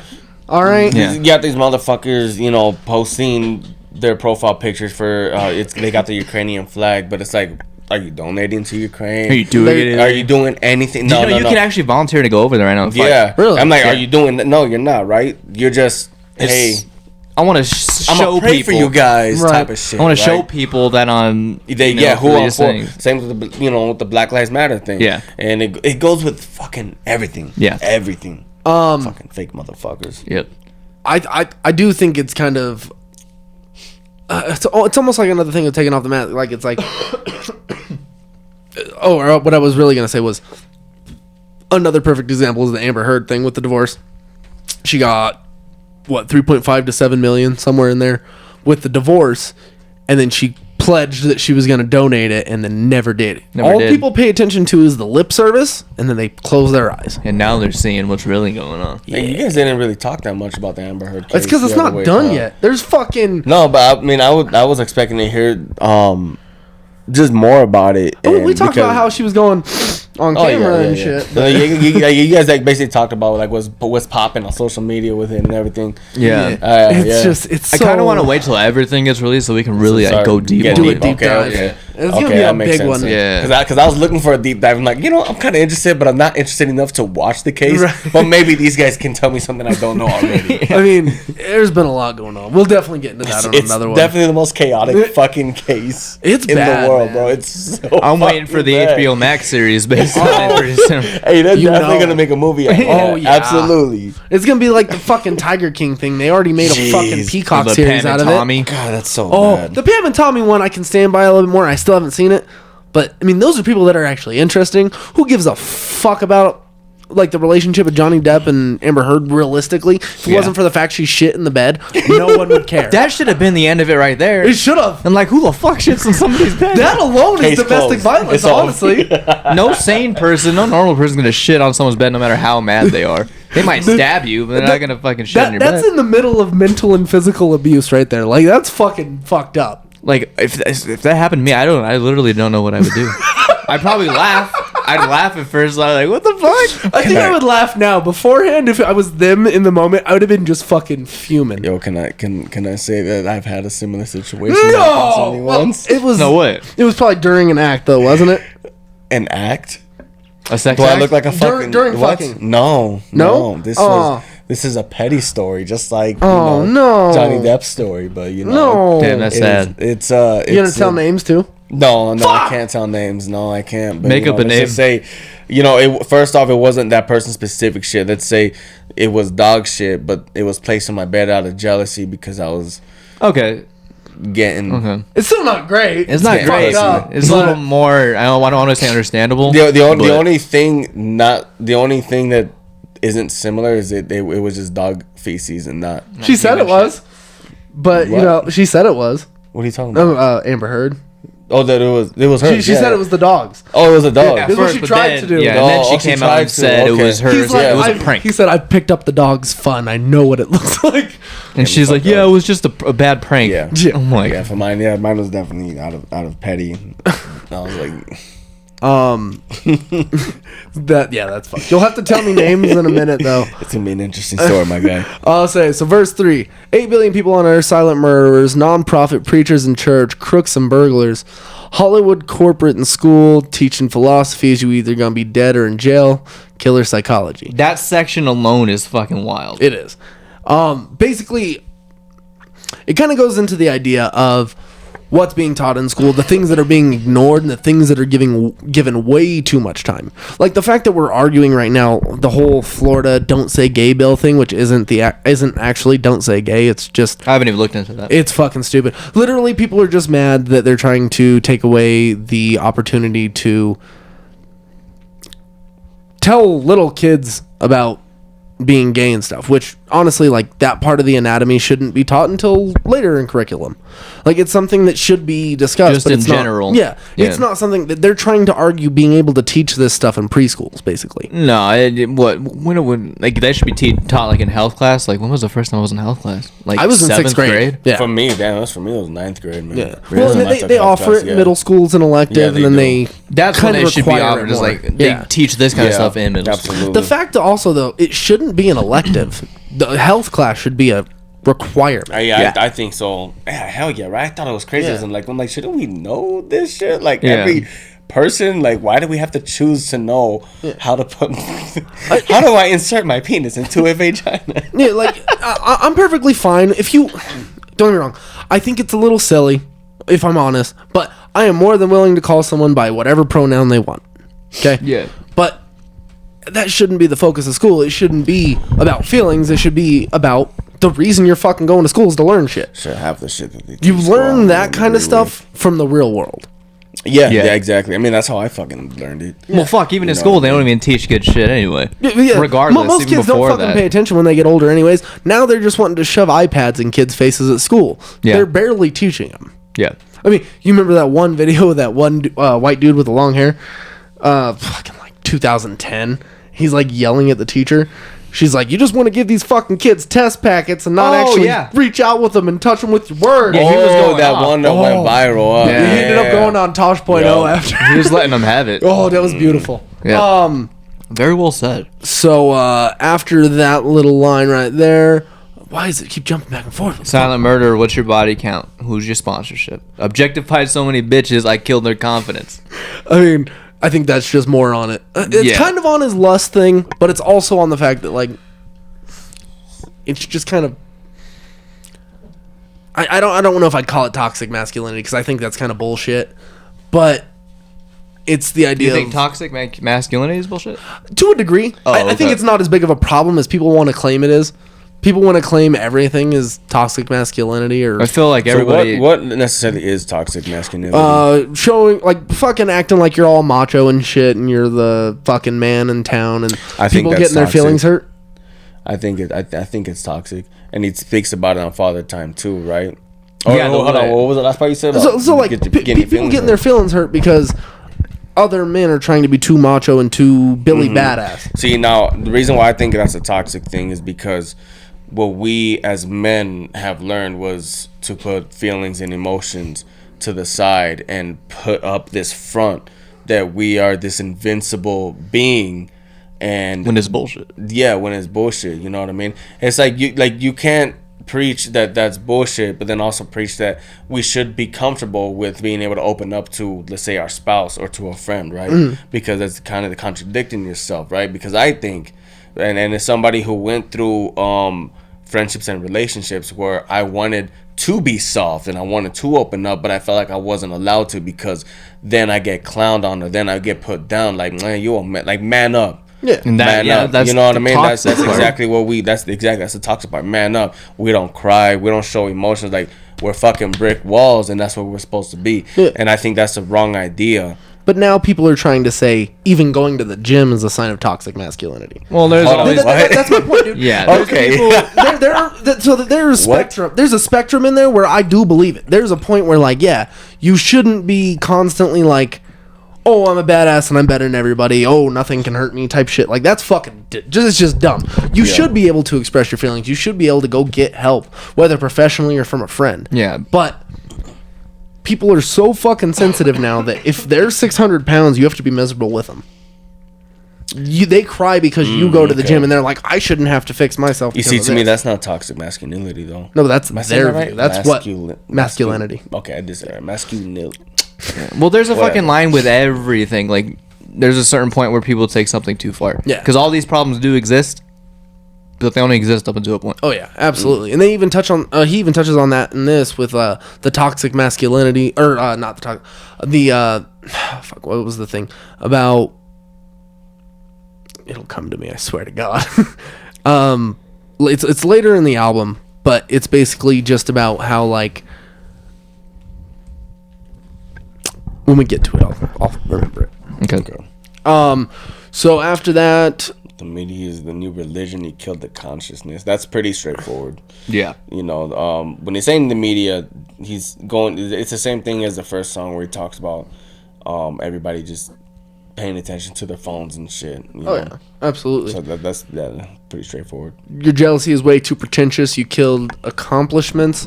Yeah, and that line goes deeper than what it seems too. I think there's a lot of things Yeah. that go into that. There's, and this is gonna, I sound kind of way too right wing in this episode, and I don't like it, but I think it kind of leads itself to the participation trophies. I think it leads itself to. I get, yes, everyone should be equal, but at the same time, we shouldn't sit here and lower the goalpost so far that everyone is fine. You see, I took it a completely different way. When it says like jealousy is way too pretentious, you killed accomplishments, I think it means like people are so focused on what other people are doing on social media, and especially like celebrity, that big accomplishments like what they have almost feel like Moments to take target. away like an everyday person's small accomplishment. Like an accomplishment could be like waking up on time and going to the gym. That's an accomplishment. But everybody's everybody's make you feel focusing shit about it. Yeah, but everyone's focused on the big shit that No, they're jealous of, like the wrong shit. I can It's like definitely see that. it's almost like a hater. You Yeah. know what I mean? You reach a certain level of success and you put them down for it, like, oh, you know, that's what, you know, you think you're better than all of us, type of deal. Yeah. And that's not really what you're exposed. That's not your purpose of you know what I'm saying? Oh, Yeah. absolutely. That's like us when me and you, we dropped our first short film. That's an accomplishment. Yeah, But hell yeah. if you're like But- looking at somebody else doing something bigger, you kind of like feel like yours is not as important. That's kind of like what it means. I can see it in multiple directions, because I mean, I think you can take it the literal way. I think you can take it in a more figurative way. I think you can literally like look at the point of like people just taking shit away because it hurts their feelings. Like, how many times have you heard or listened to something or watched something that offended someone that makes it to where they have to go delete a scene? Yeah. Or delete something or commit to an apology that isn't necessary. Yeah. Like, it's stuff like Or that. even Like, when people do apologize, that's not even enough. yeah. Every time if someone was forgiven for something stupid they fucking did years ago and everything's fine. Why bring it up again? Yeah. But every time someone that had a fuck up in the past makes amends and fixes something and becomes successful again, it's right back to square one because, oh, you're going to support you fill in the blank. Right. So you can't have accomplishments without having it taken away immediately because of the fact that someone's pissed because you didn't atone enough. Right. So there's stuff like that, and then you go on to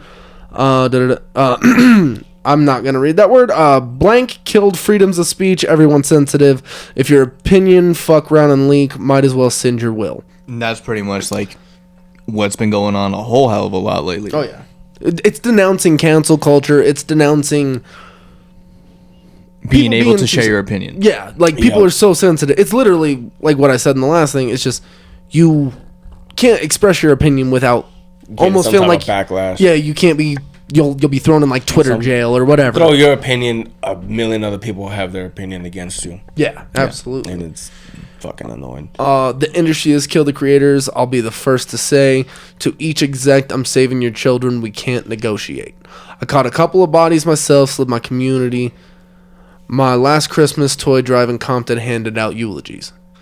Not because the rags in the park had red gradient, but because the high blood pressure flooded the catering.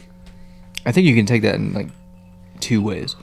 Obviously, like the literal way, like high blood pressure is like killing people, obviously.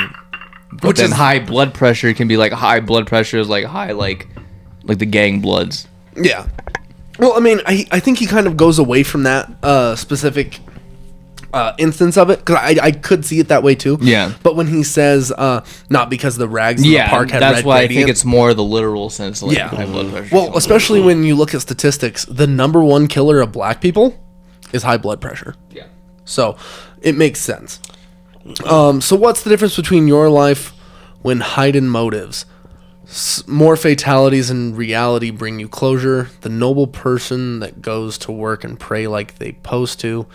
Slaughter people too. Your murder's just a bit slower. Yeah, like you're killing yourself. A little Yeah. bit. Yeah. That's where I feel like your point is definitely stretched in more. Yeah. And then you got the chorus again, and on to the next song, which is Die Hard. Is there anything you had to say about the last section of Worldwide Steppers, Nate? No, I don't think Okay. so. No, Okay. we're good on that. So, Moving on to my least favorite song of the album. and I think it was kind of another one of those things. Excuse me. I'll agree. I think it's my least favorite, but not because it's not. It doesn't mean it's not good.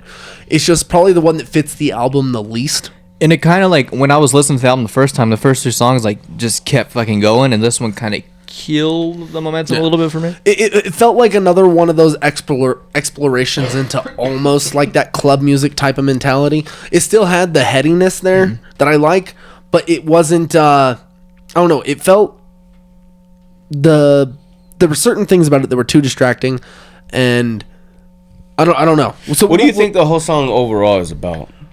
Die Hard? Yeah. What do you think? Honestly, this is the one that I had a harder time following because of the way it was presented. I think it is for what it is. Basically, you look at the original lyrics. I pop the pain away, I slide the pain away. It's about trying to, in my opinion, like Numb cover yourself. pain, numb pain with something flashy or a pill or something like that. Something poppy, a chain, something like that. It's Okay. I think it has to do with like trying to find trust in other people and trying to find love in other people. Okay. Like going on that kind of journey. okay. I think it's a conversation with God is what he's having. And the reason I say that, so this is like the first song where I started realizing that he throughout the album seems like he's trying to get the forgiveness that he needs to grow spiritually, right? He talks about in To Pimp a Butterfly where he kind of fucked up his opportunity to go to heaven. You guys know what I'm talking about, right? I think so. Where he approached the homeless man, how much a dollar cost, and the homeless man was begging him for money. Turned out to be right, and he was just like, no, like fuck you, like man, I'm rich, I'm this and that, like I worked hard for my shit, I never beg, I'm this and that, motherfucker, you know what I mean? Like that's where I'm from, baby, right? Yeah. And when when the homeless man finally gave up, he told him, he's like, I'm gonna tell you how much. He's like, he was like, I'm the son of Jehovah, the higher power. The something of Nazareth or whatever, and he tells him like, I'll tell you how much a dollar costs. It's a price for a spot in heaven. Embrace your loss. I'm God.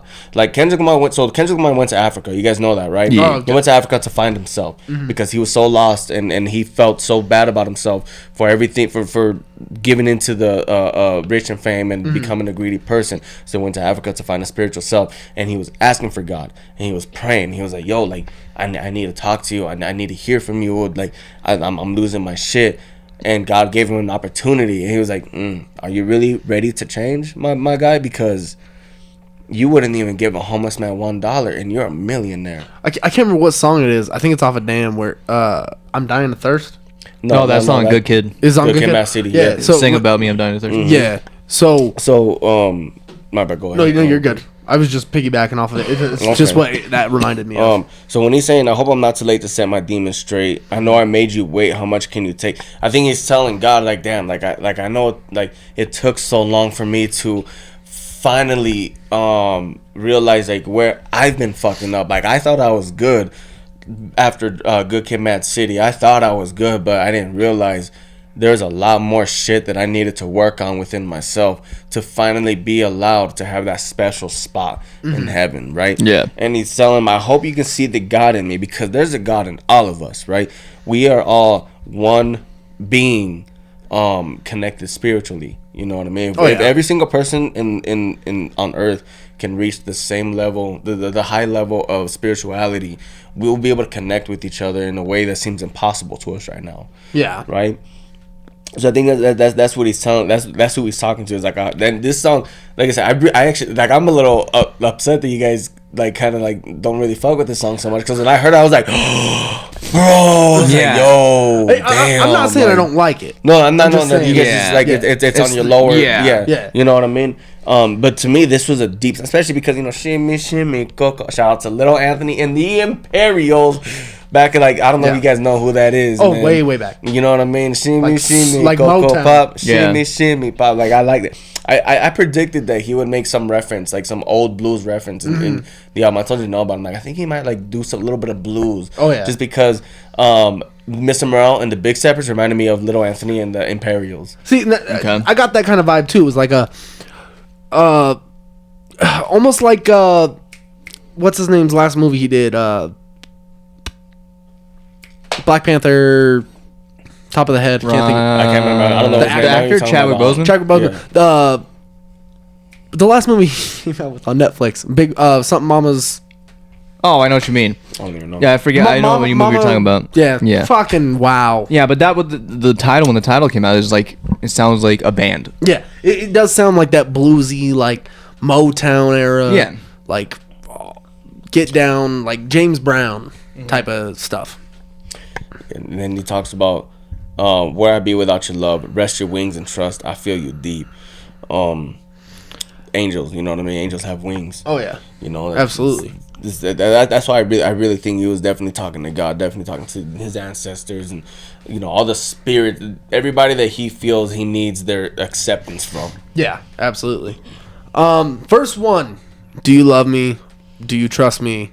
Can I trust you? Don't judge me. I'm a diehard. It gets ugly. Too passionate. It gets ugly. And in that sense, so this can be a double thing, right? So he could be talking to Whitney as well, right? Yeah. And he's telling her like he said, like I'm a diehard. Not only is he too passionate for her, but he's too passionate for, the hood, bro. He's spoken about it multiple times how he can't leave the hood. Like, this is me, and I need to stay loyal to who I am and where I came from.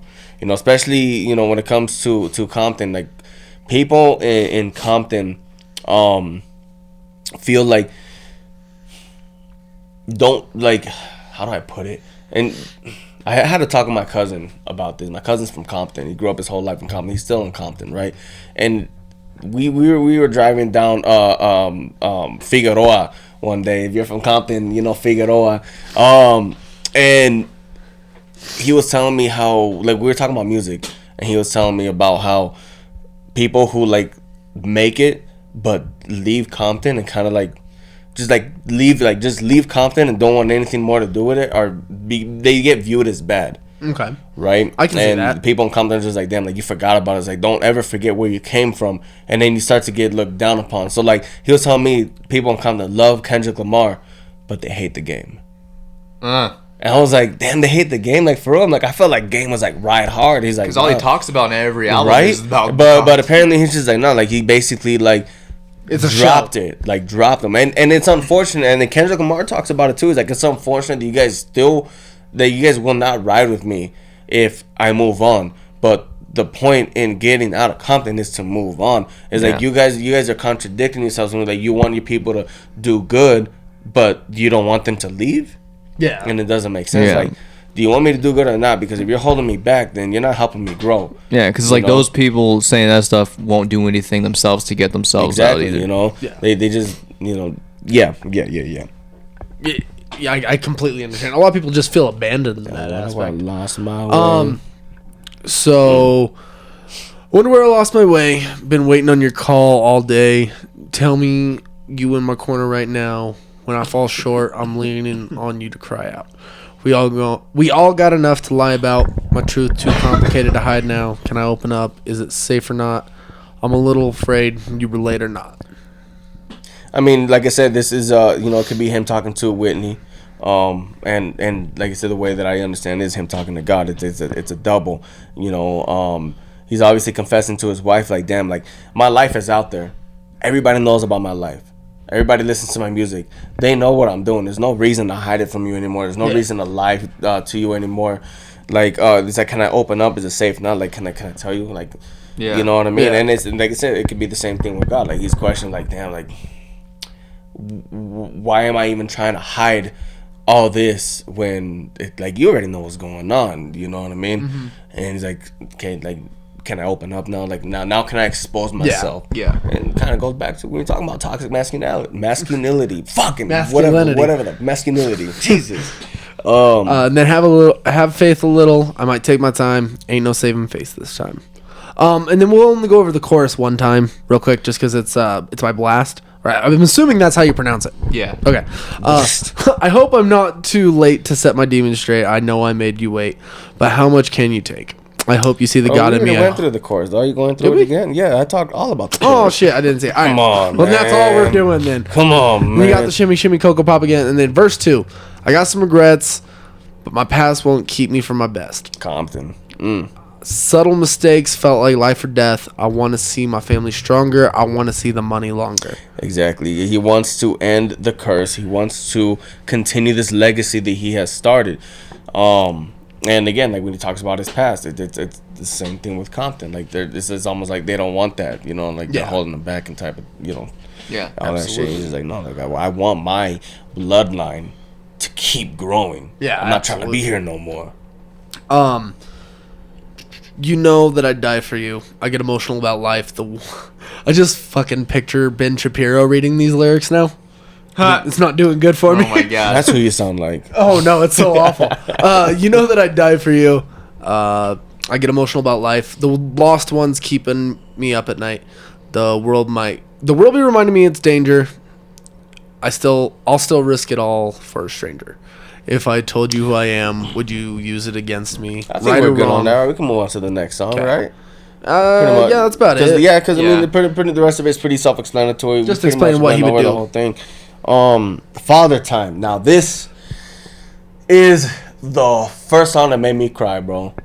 This is the first song that definitely brought tears in my eyes, and it's I think it is a common thing that all men can relate to. Oh yeah. Now when you were talking earlier, men with dads. See, now you're looking at it the wrong way. Yes, but it's not just the fatherhood. Now here's the thing.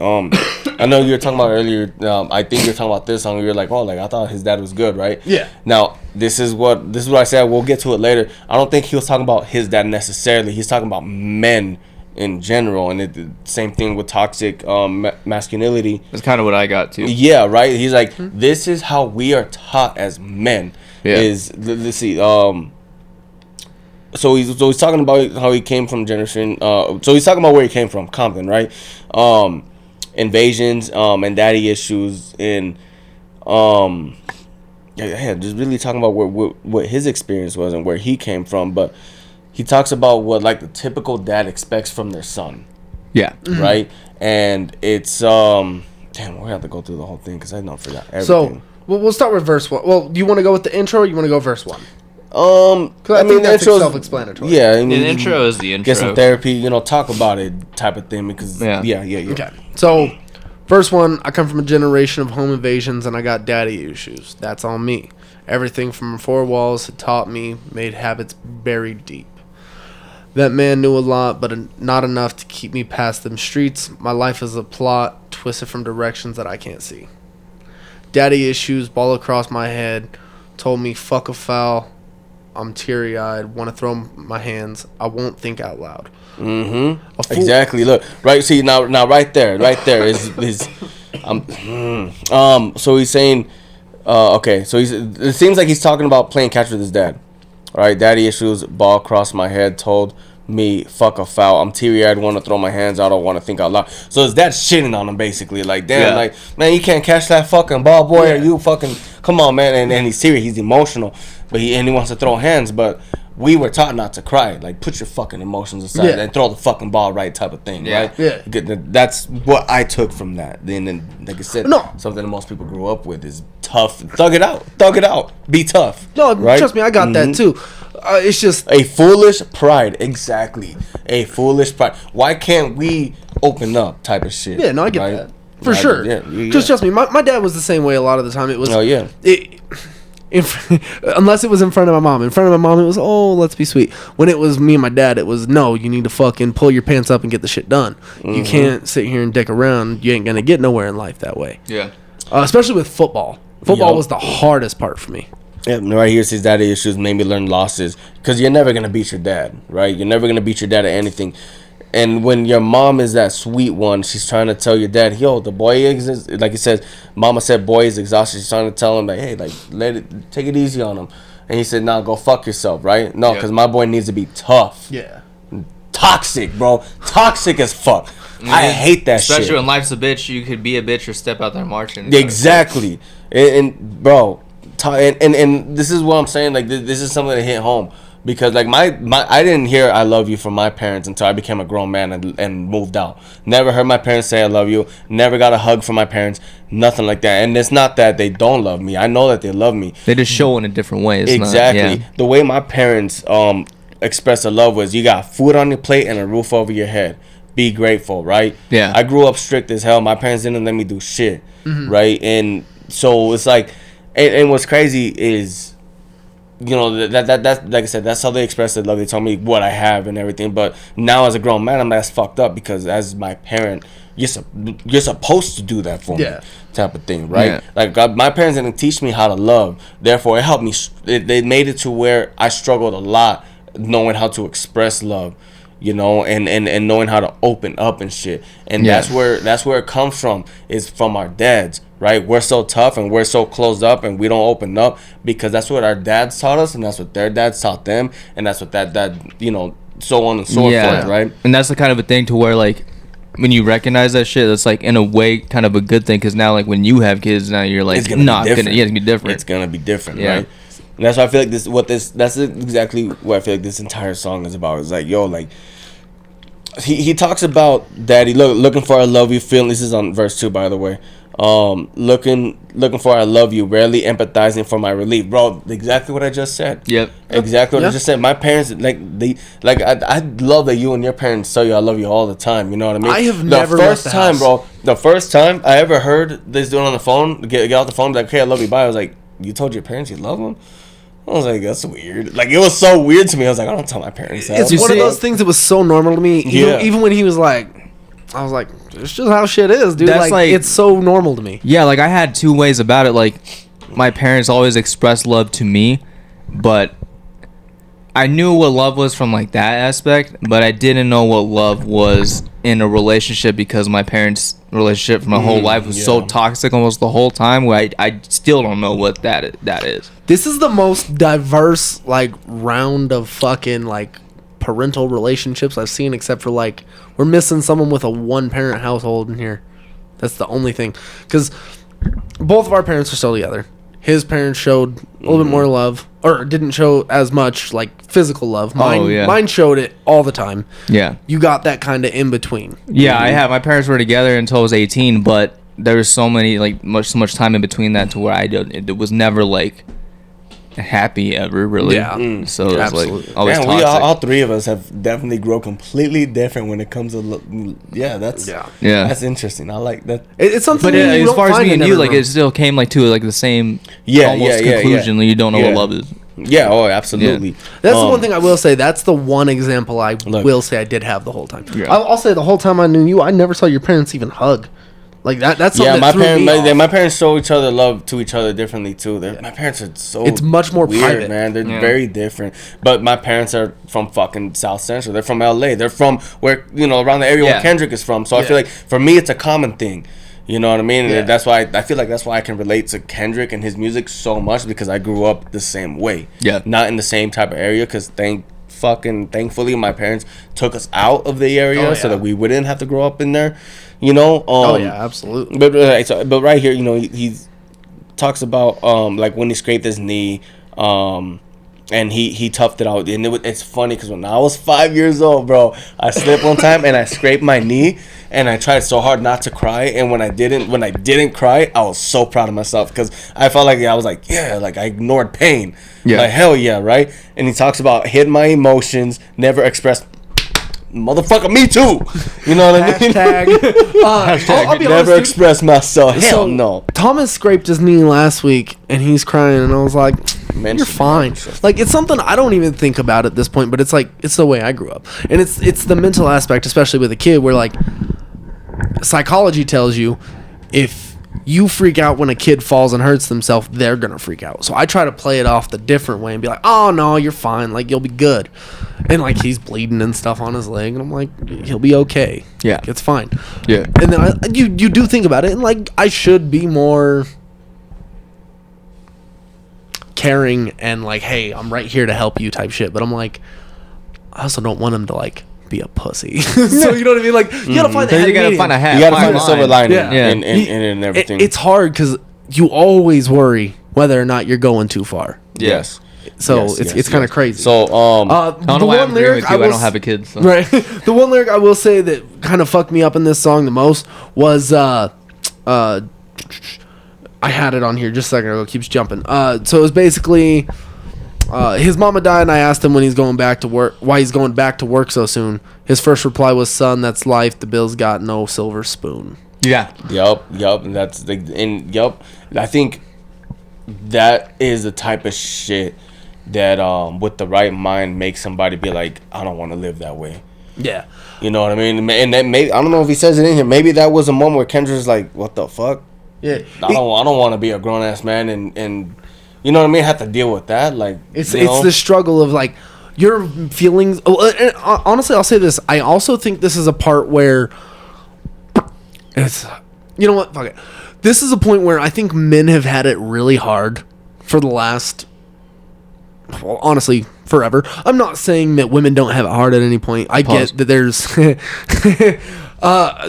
there's a different dichotomy between men and women. Women have always been more able to show their feelings and all this other stuff, whereas men, we're not really given time to grieve. There's such thing as maternity leave, and paternity leave wasn't a thing until the last 10 years. Yeah. Well, why do you think the suicide rates in men are much higher than women? Absolutely. Men who commit suicide rates are much higher. Men who do all these hard jobs that men die more often are done by men. Everything that's more dangerous and more harmful to men or harmful to humans is done by men, because as men we've always been taught, hey, we need to shelter women and take care of them and do all these things. We need to be fucking guardians. We need to be, like I said, that brick wall that never falls down. Exactly. That's what we need to be. That's the image that society has portrayed upon us. Exactly. To the point where, like, men historically have been so willing to sacrifice all of their freedoms and pleasures to make sure their family's taken care of, because that's what society has always said that men have to do. To the point where, like, it gets so hard where you're living paycheck to paycheck, where your mom dies, you don't have time to grieve, you need to go to work. Yeah. There's your best friend dies. Like, I cannot tell you, my uncle died, I took the day he died off, and it was only because my uncle took the day off. I was ready to go to work because I was like, what the fuck else am I gonna do? I hate sitting in a room with a bunch of crying people. And I'll be honest, a lot of it was me being hard-headed. I shouldn't have done that. I should have taken the time, but I didn't want to fucking address it head on. I wanted to go back to work and just do my own thing. I went back to work the very next day. My dad took his time off. He needed it more than I did, definitely. Yeah. But most of the men in my family would and did take one day, and they went back. You can't take the time off because you need to support your family. And that's crazy because one of my cousin who was 20 passed away back in 2018. I took a week off because I had to go down to New Mexico for it. So I took a week off and I went back to work immediately the week after, and that still wasn't enough time for me because I was like so close to him. Yeah. And I would have to like hide at work and like cry. Yeah. Because I didn't want to let anybody see, so I would like hide at work, and then even like at home I would like hide and do it. Yeah. Because I didn't want to see, and I think that's part of the problem too, is like the fear of like people seeing you being emotional. I guess I don't know. Well, it's something we've always been taught. I remember the first time I cried at school, you get fucking laughed at. Yeah, hell yeah. Especially as a kid, like you don't even have to Become the teach crybaby kids these things. of the fucking school. Yeah. It's almost genetic to the point where, like, when you're a kid, you don't even think about the fact that, like, your parents never told you to laugh at a kid that cried. No. It was something that, like, kids just did because kids are assholes. Well, you know, I mean, it was just something that was taught. How do I put it? It's the don't show your emotions, hide your shit. Exactly right. You know, like when you see another kid do it, you're gonna, you know the rule, so you're gonna point and laugh. Yeah. You know what I mean? Like, haha, you did it. I haven't done it. That is the type of one shit, benefit I think the next generation has over us. But we need to find a happy medium. It can't because be... they're too sensitive. Yeah. Too sensitive. Yeah. You know what I mean? So that's we gotta bring them down, but There's extremes on each side. of everything. Absolutely. yes. But yeah, I think the whole moral of the song is just the basis of where toxic masculinity came from. And why it's continued is because it's taught down from my fathers. But the last line, and this is something that I think is controversial, and might give the wrong idea to people. He says, tell them to give the woman a break, grown man with daddy issues, right? So, what do you guys think he's meaning by that? What's that again? The last line? Yeah, the last two lines. Where he's telling, like, we need to give women a break because we got daddy issues, right? So, women hate men because we're cheaters, we're liars, we're pieces of shit, and that's part we're of the unloyal, and toxic that's masculinity part of the daddy based issues. from this, yeah. Because we are just so stuck on being that brick wall, on being emotionless, on not showing that side that women want to see from us. You know what's fucked up? Statistically, women cheat more, though. Yes, but that's not No, that's I not get the it, basis but of the it's problem. the stereotype. Yes, It's the- yes, but you know, it is because of how much we've rubbed off on women. Oh, yeah, you know absolutely. what I mean? Because like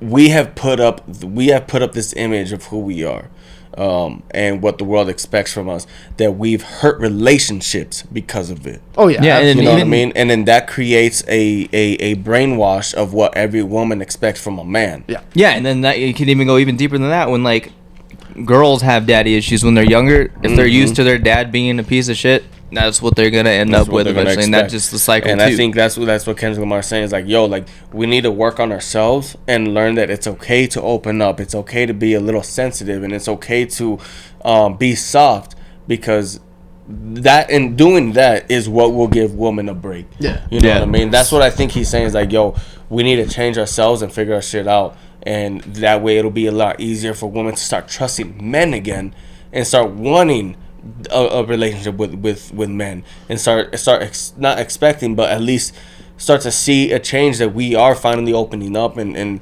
being that soft teddy bear that women want from us. So I think this kind of goes hand in hand with that. Just real quick, it's also something that we need a little bit more support from women on, because of the fact that, just a quick example, just because it's the quickest thing in my head.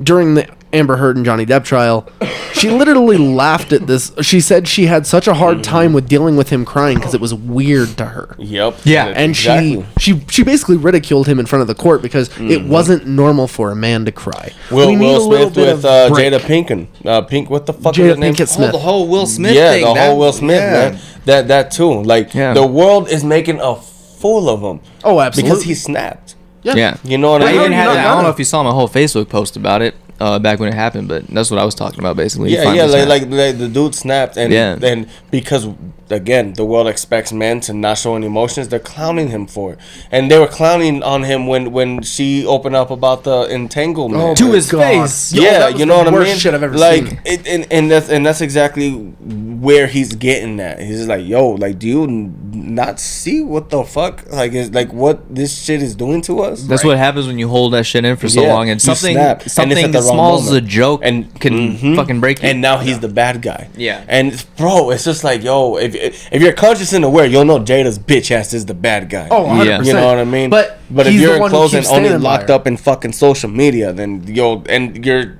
fucking ignorant like other people are, and you are still stuck in that toxicity, then yeah, that's when you're gonna look at Yeah, and then there's women saying that's how you protect your woman. yeah, and that's this is another like, thing no, too. It's like no. You know what's crazy? When I had this conversation with Janelle just a few months ago, we talked about where she expects me to step in when it comes to like altercations. I'm like, because look, if you get into a fight with a woman, then like I'm gonna let you handle that That's on one on one, right? You know what I mean? And I'm like, if or like, would you expect me to step in if a man slaps your ass or something? Like I was like, we need to be on the same page because of that type of shit. That type. You don't of want any situation. like miscommunication. Exactly. On that. That could You lead know to what I bad mean? shit. Like, you know, so it's like, yeah, you get what I'm saying. I 100%. Moving on to the next track, which is Rich, Interlude. the Interlude. Let's go that. Yes, it's I learned in trapping in the business. Smart people making horrible decisions, you know. Rich, blank, getting my dick sucked after the show. I ain't gonna lie, we were poor. A bunch of lost souls in survival mode. It wasn't no way for us unless we found our own. Running in stores, kicking in doors, blank, gonna give me my glory. Blank playing with me, he ain't gonna live to tell the story. You know this type of shit, we glorify everybody, gang. Yeah, I mean, he's really just talking about the typical life of a rap star coming up, still living that gangster life and where he came from, where it's he's like, this is who I am, this is what I know. You and know it's what like I mean? difficult to shed that when you come from that place. Yes, Absolutely. So most of the people. Yeah. playing with me, he ain't gonna live to tell the story. You know this type of shit, we glorify everybody, gang. Most people that you grew up with are now in the chain gang, in the box getting pink. Blank shitting where you sleep, blank shitting where you eat. Who'd ever know that I'd become a fucking Kodak? Yeah, rap money good, but I'm still pumping gas through the hood, dropping off plates to the fam like Thanksgiving. So, I mean, you don't got to read word for word. The whole thing seems like it's really his story of beginning to end, where he started off, he's like, right here, so he's talking about getting money, he's talking about doing, like, small shows and everything and getting it, you know what I mean? But he's like, well, we're still poor, right? Then he talks about how he's still gang and everything, even though he's making money. He's got money now, he's buying chains, he's doing all this and that. But now he's on the track with Kendrick Lamar. What are you doing with him? He's a legend. Like, see, when I caught that, like, hold up. Last time I saw you, you were doing small shows and getting your dick sucked by some ratchet ass bitches down the street. You know what I mean? Like, damn, Kodak, you big and you a big star now, huh? You in an album with Kendrick Lamar? Like, what? see, I also saw that know? as self-doubt. Like, why are you on the track with Kendrick? Yeah. Well, yeah. Like, what are you doing with Kendrick? What are you doing with a legend? So he's like, so what? They call you? Like, hold on. They called you? Like, you didn't go to them? They called you? Like, so basically, he's just like, now I'm doing big things, type of thing. You know what I mean? No, for sure. Let me see.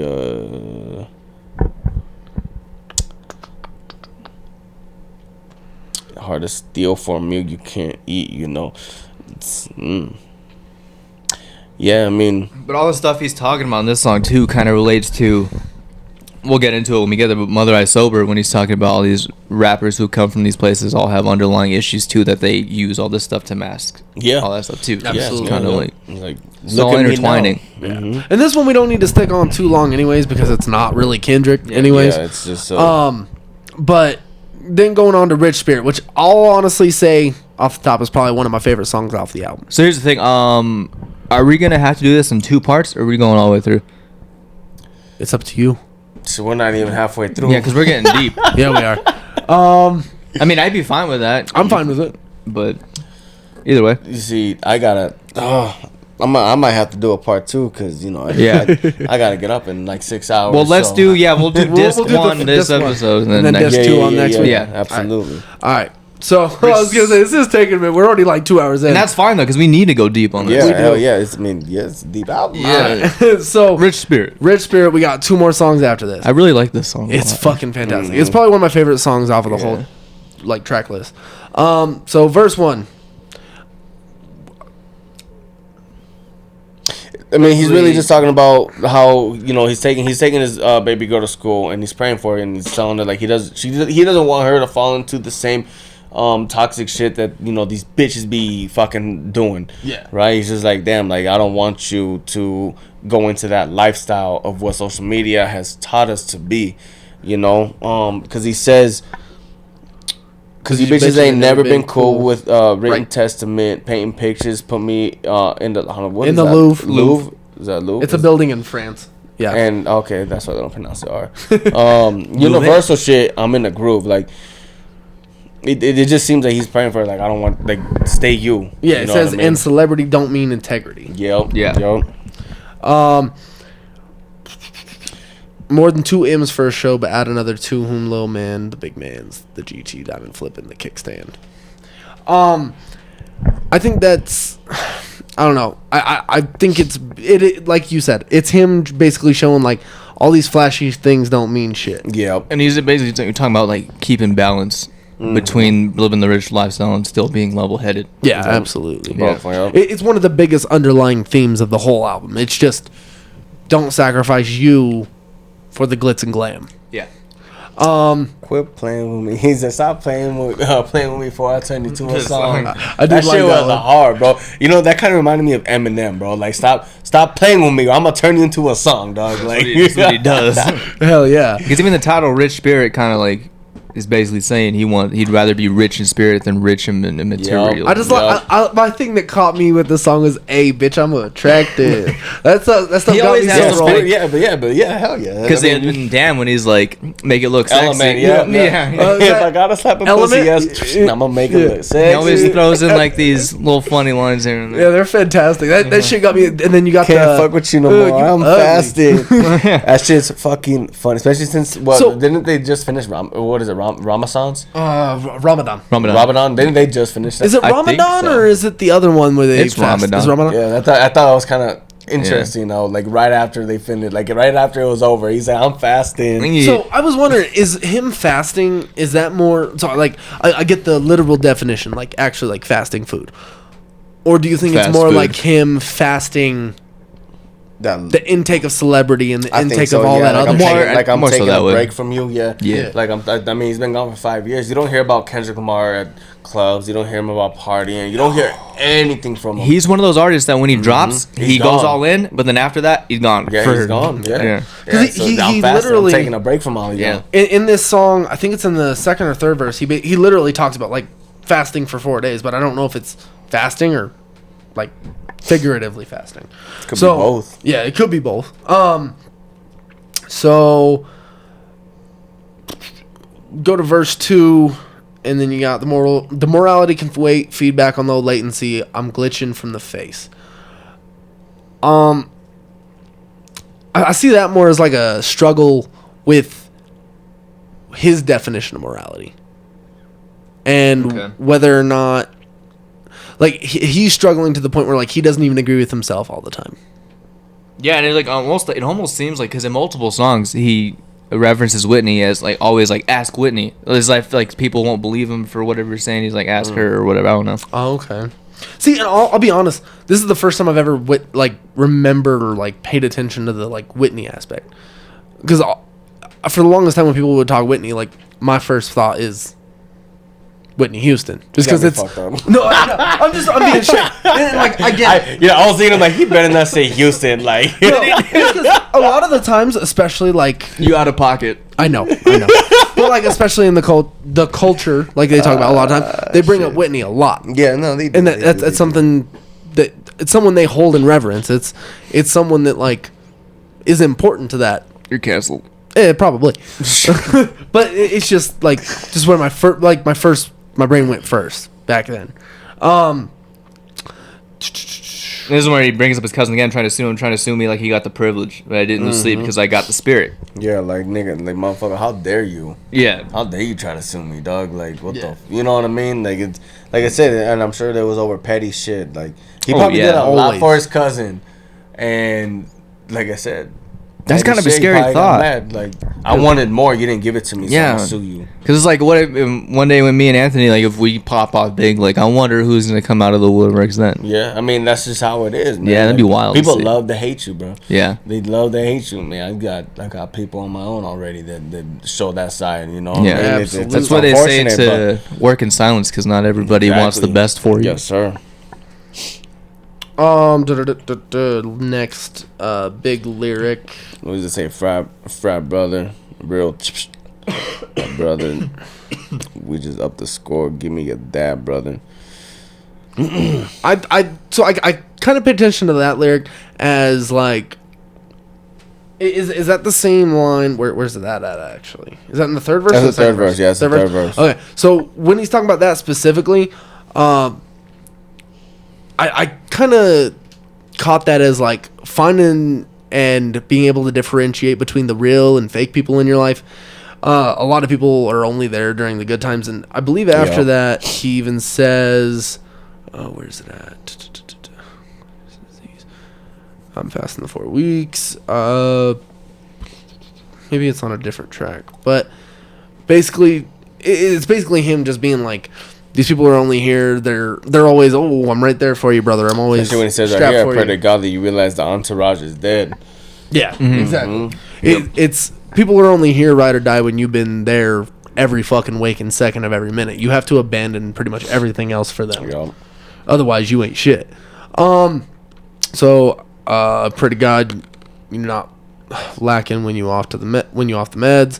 Pray to God she know them Cabo trips don't last forever. It's a lot of I especially that Cabo trip thing. I think people look so forward to their escapes that they don't actually pay attention to the present. Like they get so, I mean, I'm guilty of that shit too. Like I'm going on vacation in September and like it's all I've been able to think about for the last like month, where like you get so tunnel vision, you like pretty much ignore everything that's in the current until you get there. Yeah. Everyone has their escapes and it's kind of a dangerous thing at certain points. Yeah. Next track. This is the big one. This is the one. When I first heard this shit, it really took me by surprise. This is like, I mean, this song, and we don't even have to read the lyrics. No, I'm not reading you guys have, like, if you guys, anybody who's listening or watching this, listen to this song. This is literally the exact definition of toxic relationships in modern society, where you're just so addicted to having somebody with you that no matter how much shit they do to you, no matter how much shit happens in that relationship, you refuse to leave. That and like constantly wanting to one up the other person, like with insults and shit like that, and like it's two negative magnets trying to connect with each other. It's not going to happen, and this is something that a lot of people in society need to learn. Like, yo, this person is not healthy for you, and you're better off away from them. And this song, for me, rings real loud for me, because I have a lot of friends that come to me to talk when it comes to their relationships. I haven't been in a toxic relationship like that, but I've been with some fucked up people in my life, and I see it, and it just, this is something that we need. Like, this is a very common problem in today's society that people really need to fucking focus on and realize that, like, this is a real fucking issue. You got kids being born with parents that don't even love each other, and that's affecting them. You know what I mean? And it's very unfortunate, but this song is extremely powerful. And anybody who's in a toxic relationship, listen to this song. Seriously, We Cry Together, Kendrick Lamar on Mr. Morale, the Big Steppers album. Listen to this song because it is powerful. It is very powerful. But while I do 100% agree with that assessment, because honestly, I think that's the surface layer. I mean, it's basically straight out front and told you. But it also kind of leans itself to society in general, because honestly, if you look at it, that's the way a lot of the world is, and it's a lot of the way the world has been.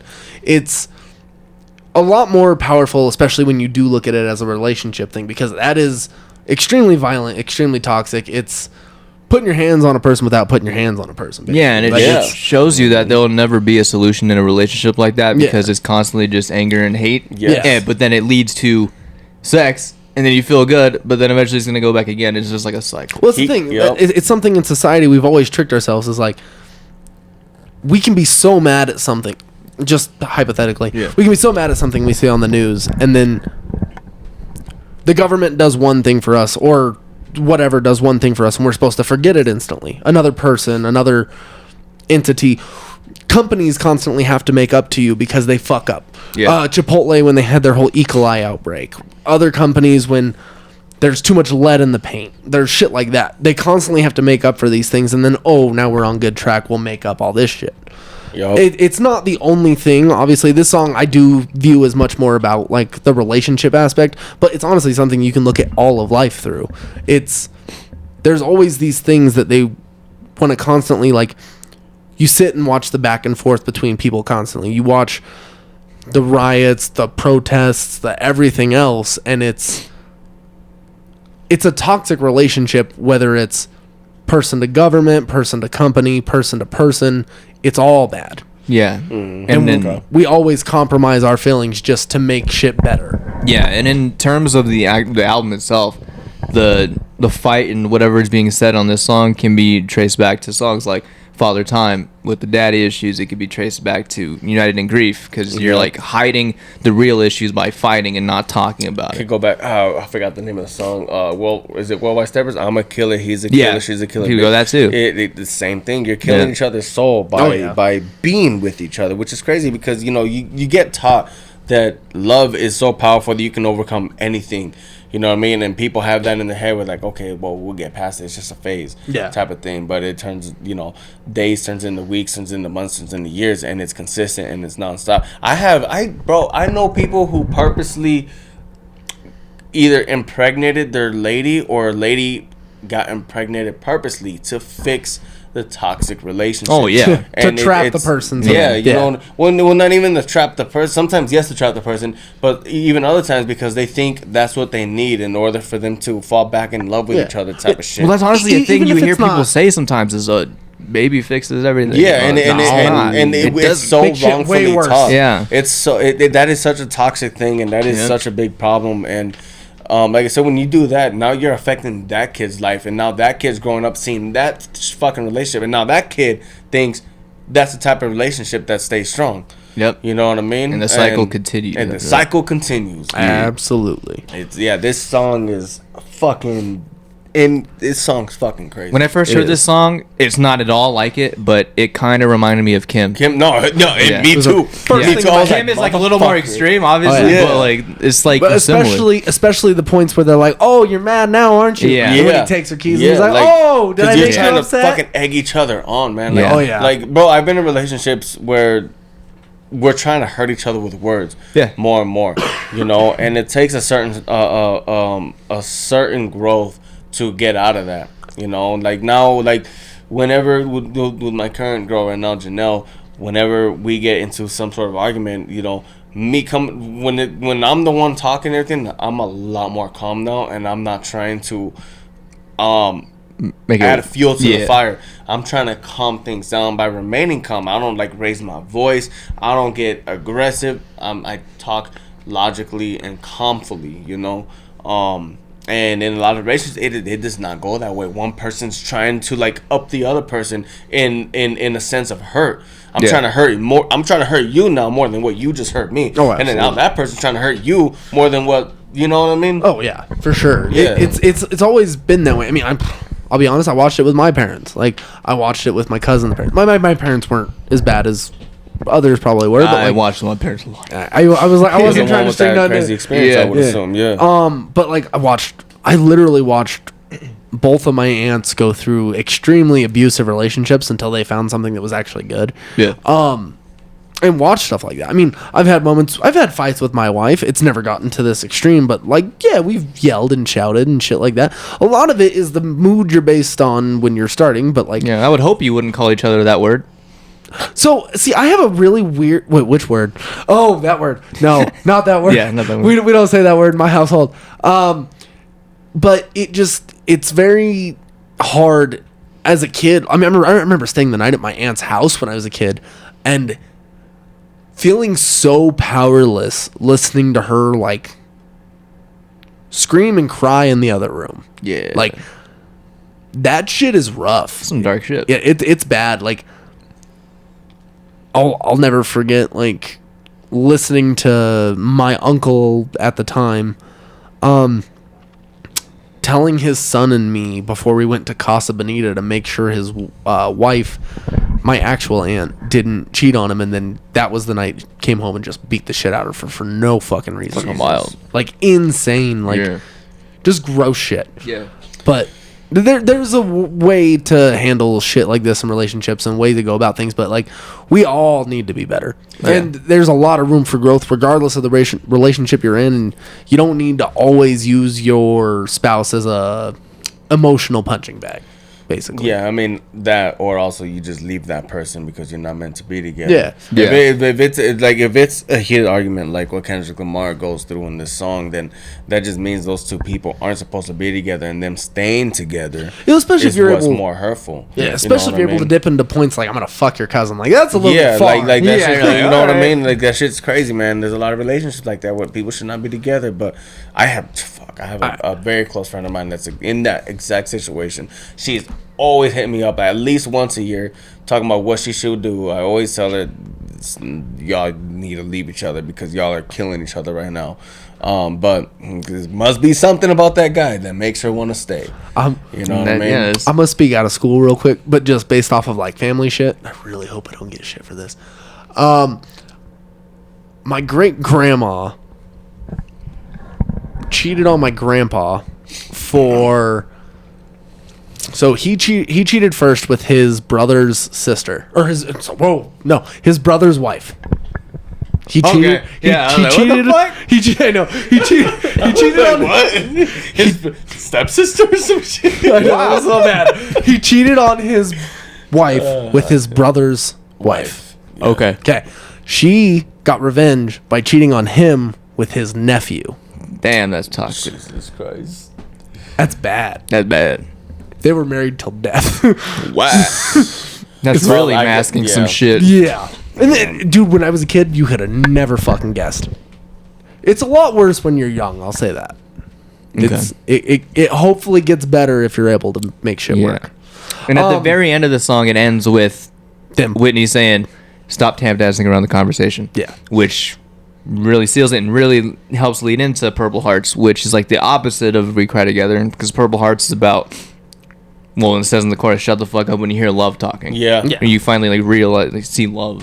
So when he says tippy toeing and I'm mud walking, Roland Stevens, I ain't ready for no coffin. Yeah. Stevens, like Cat Stevens, Cat Stevens.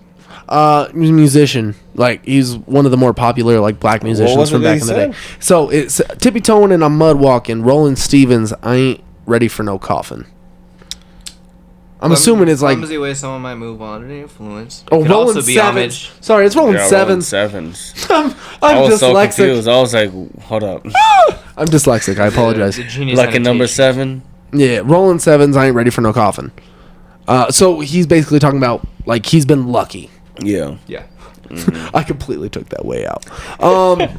That's fucking sad. Like Stevens? Like, damn, it would have made. Yeah, I don't know. Like who? I'm clearly stuck in my own head. I know y'all love it when the drugs talking. Shut the fuck up when you hear love talking. Yes. And again, it could also be a double meaning, because when I heard it, it was that's the way I took it as first. Shut the fuck up when you hear love talking. Like, listen to your partner, and I mean, just shut the fuck up. Listen. Yeah. You know what I mean? But also because of his relation to the Bible and everything, I feel like when he's talking about when you hear love talking, he could be talking about the universe, God. You know what I mean? Shut the fuck up when you hear him talking. Like, all of us have the capability to reach that higher energy and hear what it is that we need to do. And it's about alignment. Like, Janelle is super into her alignment. Bro, this woman literally gets everything she wants randomly. everything. And what I mean, and I mean, like, she'll get every single green light to wherever she has to go. And even if I'm right behind her driving, I end up getting the red light. She's so in tune with her alignment. When she's struggling and she really needs money, literally, bro, magic happens and money flows into her bank account. It's crazy. Wow. It's like some weird. shit she forgot about months ago? No, either that or like her dad will give her money or something, like randomly without her asking. He paid off her car when she was struggling. I was like, she's like, I didn't ask for it. It just happened. What was it? Her job. She was going talking to me about like I need more money, like this and that. She got a promotion like in a matter of weeks after her opening up opening up about it to me. She's very in tune with her alignment, and she shuts the fuck up and hears God talking, you know what I mean? And I don't mean like, you know, oh, holy Jesus. I mean the universe, you know what I mean? Because her and I, we don't believe in religion. I'm not Christian. I'm not Catholic. She isn't either. Same. We believe in the higher energy, and we have the like I said, we have the capability of being able to connect with it and understand it. It's just we need to learn when to shut the fuck up, and she knows when to shut the fuck up and understand it and hear it, and literally gets It's very, like, it pisses me off sometimes because I'm like, how do you always get what you want? You always get what you want, and it's fucking awesome. It's badass, bro. Yeah. Like it pisses me off because I'm jealous of it. Yeah, you know what I mean? Because for me, I'm so out of tune with my alignment that I have everything bad happening to me. Yeah, shit, I must be really out of tune with my alignment. You know what I mean? And it's all about finding your spiritualness, and it's all about understanding, and like what Kendrick says, it's all about laying it all of it on the table and just open the fuck up. Absolutely. I do think that's a big part of it. I mean, like, it's so easy to get down in the dumps and just like be negative, just be sink down. in with it's the so world. easy to be depressed. It's so easy to be sad. Like, especially when the rest of the world is sad, it's so easy to just fuck it. Put yourself in that spot and be like, man, fuck the world. It's so easy to. I love dark music. I love depressing music, but it's so easy when you fall into something like that to only focus on shit like that. Mm-hmm. To only focus on the sad shit, listen to sad songs, and get yourself deeper and further into it. I got a friend who was in deep depression. It was more Ian's friend. He's a lot closer to him. Ian's the one that told me the story.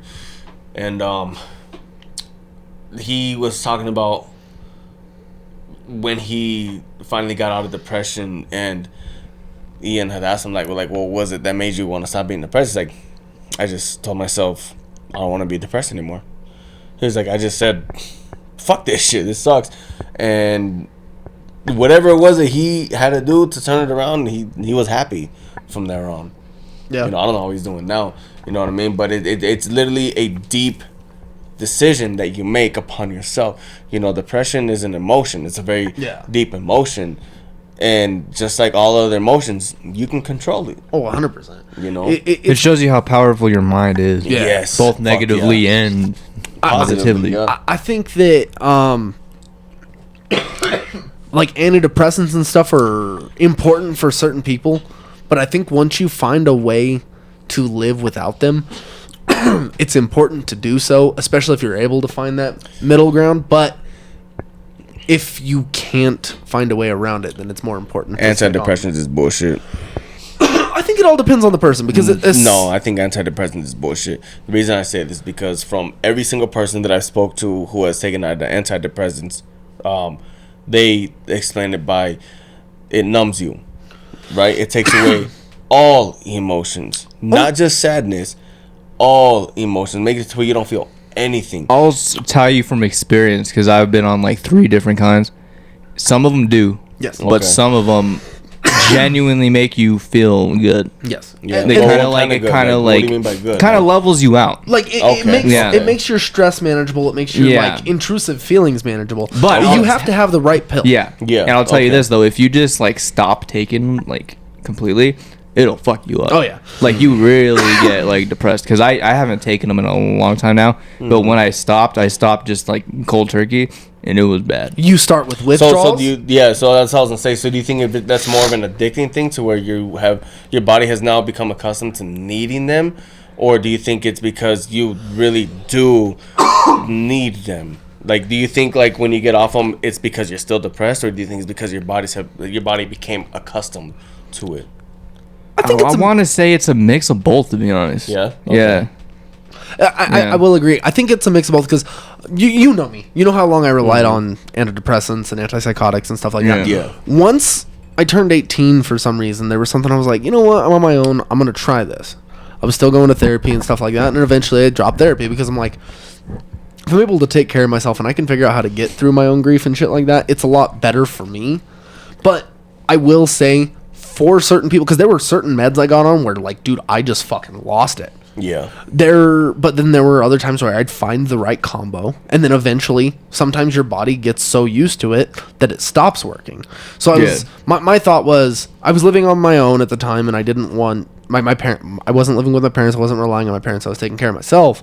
So I was like, I want to see how I'm able to react without a spouse, without anybody else relying on me, to do this, to see if I'm okay and see if I can find a balance. And I was lucky because I was able to.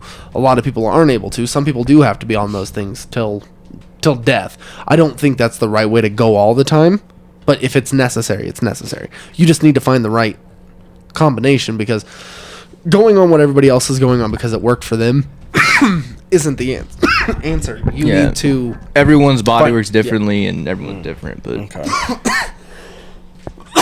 Sorry. Random. Drink that Gatorade, bro. Oh, yeah. Electrolytes. Yeah. And sugar. Shit ton Lots of of sugar, yeah. Yeah. I usually do the zeros, but... So Purple Hearts... I don't even remember how far we got on. And we went on a Ghostface big old Killah's tangent. on the fucking song. That surprised the fuck out of me. Yeah. I'll be honest, I didn't pay attention to who was listed on the track list at You first. said Ghostface Killah? Yeah. This is the one he's on. It surprised the fuck out of me. I thought it was Shit Fat Joe. hard. Yo. Yeah. What? So Wait, what'd you say? Other You said Fat Joe? Listen. I was The fuck's wrong with you? No, I know. You know what?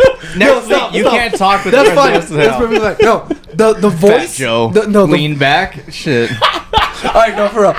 My first reaction was like, damn, when did Fat Joe learn how to actually like Terrorist rap, bro? Because like, I'll be honest, I've never listened to Ghostface Killah that much. Clearly. The voice sounded somewhat similar enough to where I was like, I've never heard him rap like this. This doesn't make this fucking was Ed sense. Sheeran. Fuck yeah, totally. No, but like it blew my mind. I'm being 100% honest. I'm just, it's stupid. I get it, but it was the first thing in my mind. I was like, this doesn't fit. And then I read the thing and I was like, I feel like a fucking moron. That's the exit song for this episode is Lean Back. Lean back. Yeah. Oh fuck. Love it. I love it. Did we even get into the first verse? I don't think we got any verses. We just Well, we got through the thing. chorus. Yeah. Yeah, that's it, really. So, this is my undisputed truth. My life is like forbidden fruit. My bitch know better than I do. Do you think that he's stopped relying on himself so much and almost started relying more on his girl to kind of... It seems like a lot of... He leans on her for a lot of... Not his, like... musical ideas and stuff like that, but like philosophy and like helping him get through. Honestly, I really don't know what to take from that the first three lines. My life is like forbidden fruit. My bitch know better than I do. Honestly, I don't know. I think it's more of him saying my, it's crazy because when he says my bitch know better than I do, I don't know if he's necessarily talking about Whitney, because this is the first time I've ever seen him refer to her as my bitch. So it's like, I don't know if he's talking about her, but if he is, then it's more, or he could be talking about generally about the way how typical dudes talk. You know what I mean? Yeah. Like my bitch, my girl, whatever, you know. You never really know with him. Yeah, you know, exactly. And he could just be saying my partner knows me better than I know myself. Yeah, You that's know? fair. And so like, and then I kind of leaned into this next part I actually really, really liked, because a woman's worth, I barely went to church, I'd rather fast with you. Yeah. Then fuck it up, fucking with skirts, because I'm rational, a blank, still gonna be a blank, emoji heart, my family pictures. I think he's starting to realize, especially now, like in the last 5 years, that family means a lot more than chasing skirts and doing all the dumb bullshit that Yes. he used to chase. Genuine love means more Yes, too. Yeah. It's like a song. of him basically being like, yo, like all that shit wasn't really worth it. Yeah, this is the I'd moment. rather be here with you. Like, it feels good to be loved, man. You know. Yeah. Even when I was, even when I was single and I was talking shit about, the specific woman. I'm not gonna say woman in general because I was always talking shit about specific women. I always said fuck bitches. You know what I mean? Bitches ain't shit. And to this day, bitches ain't shit.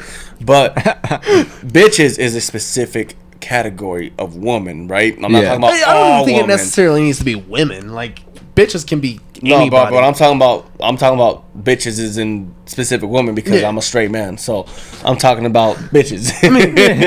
But completely forgot where the fuck I was going with this. Son of a bitch.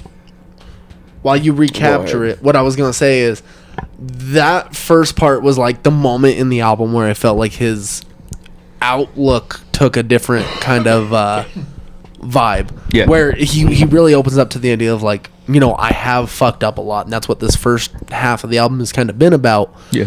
This is me kind of turning the corner, at least Right. in sense of the album. I'm making a change. Yeah. And he gets real deep into that in the second half of the album. Yeah. This is not. So I guess let me see.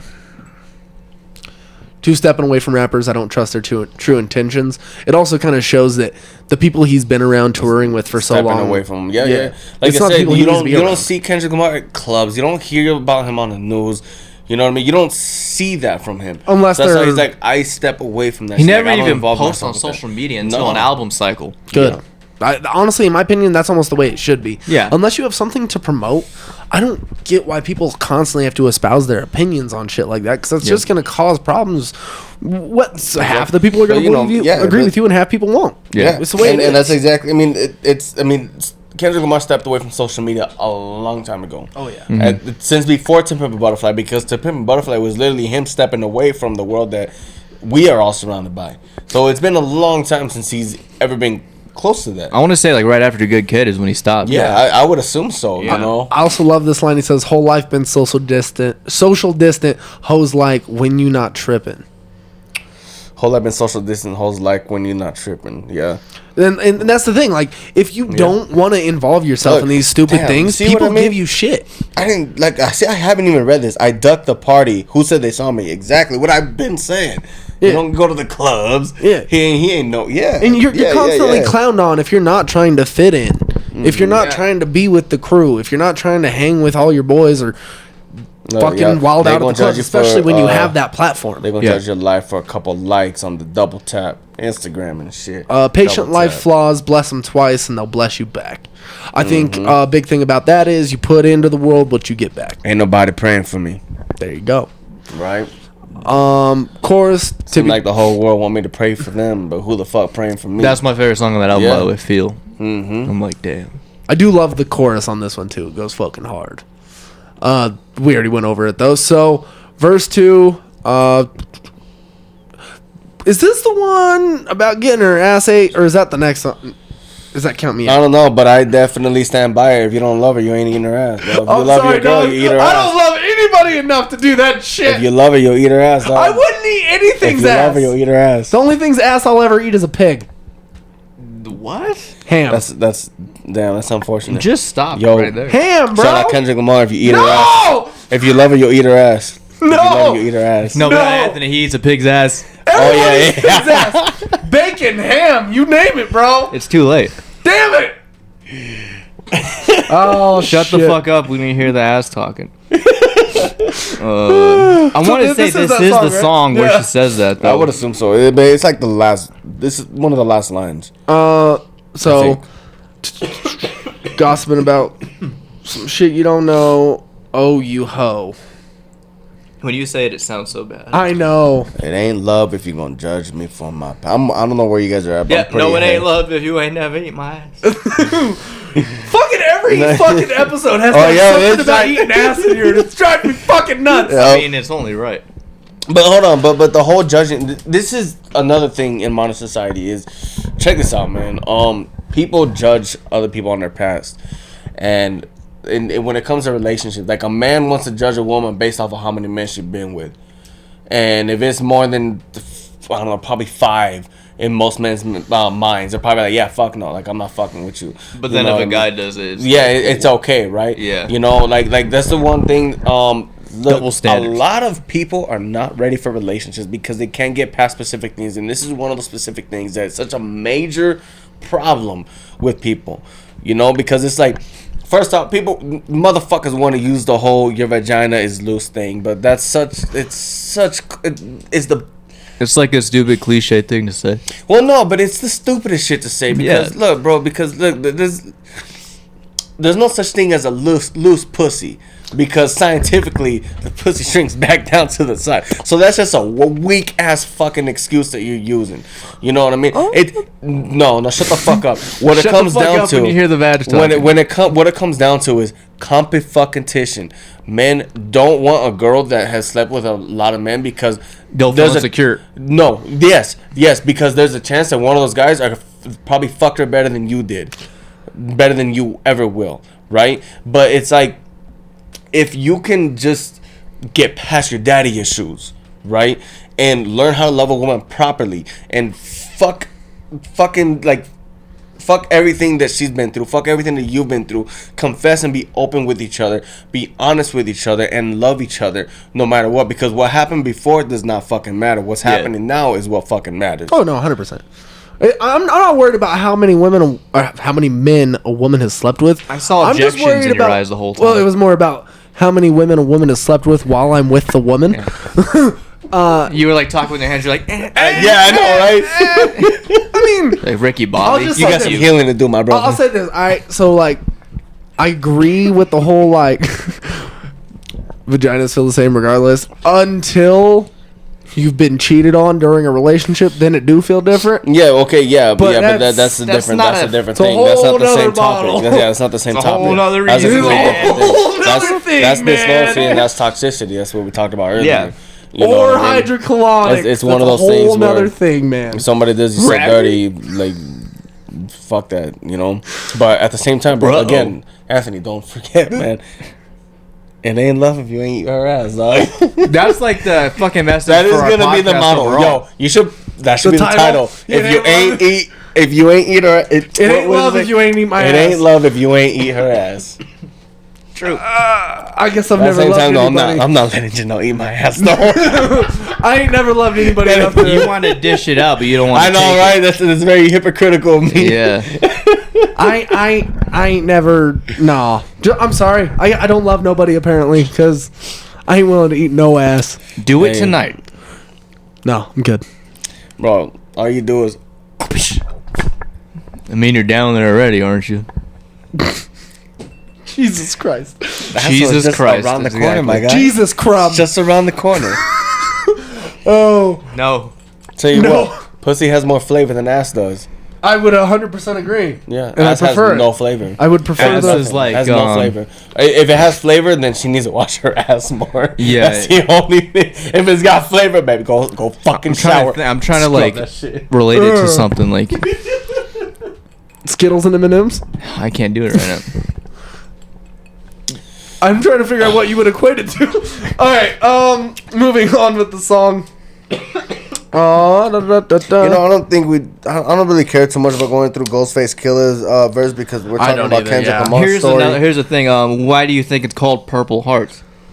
What isn't that a badge or some shit? That's a badge. It's It's military. It's a badge. Yeah. You don't technically need to get shot. Isn't but that you like need to the be- highest? No, Fucking no. You need to get injured in the line of duty.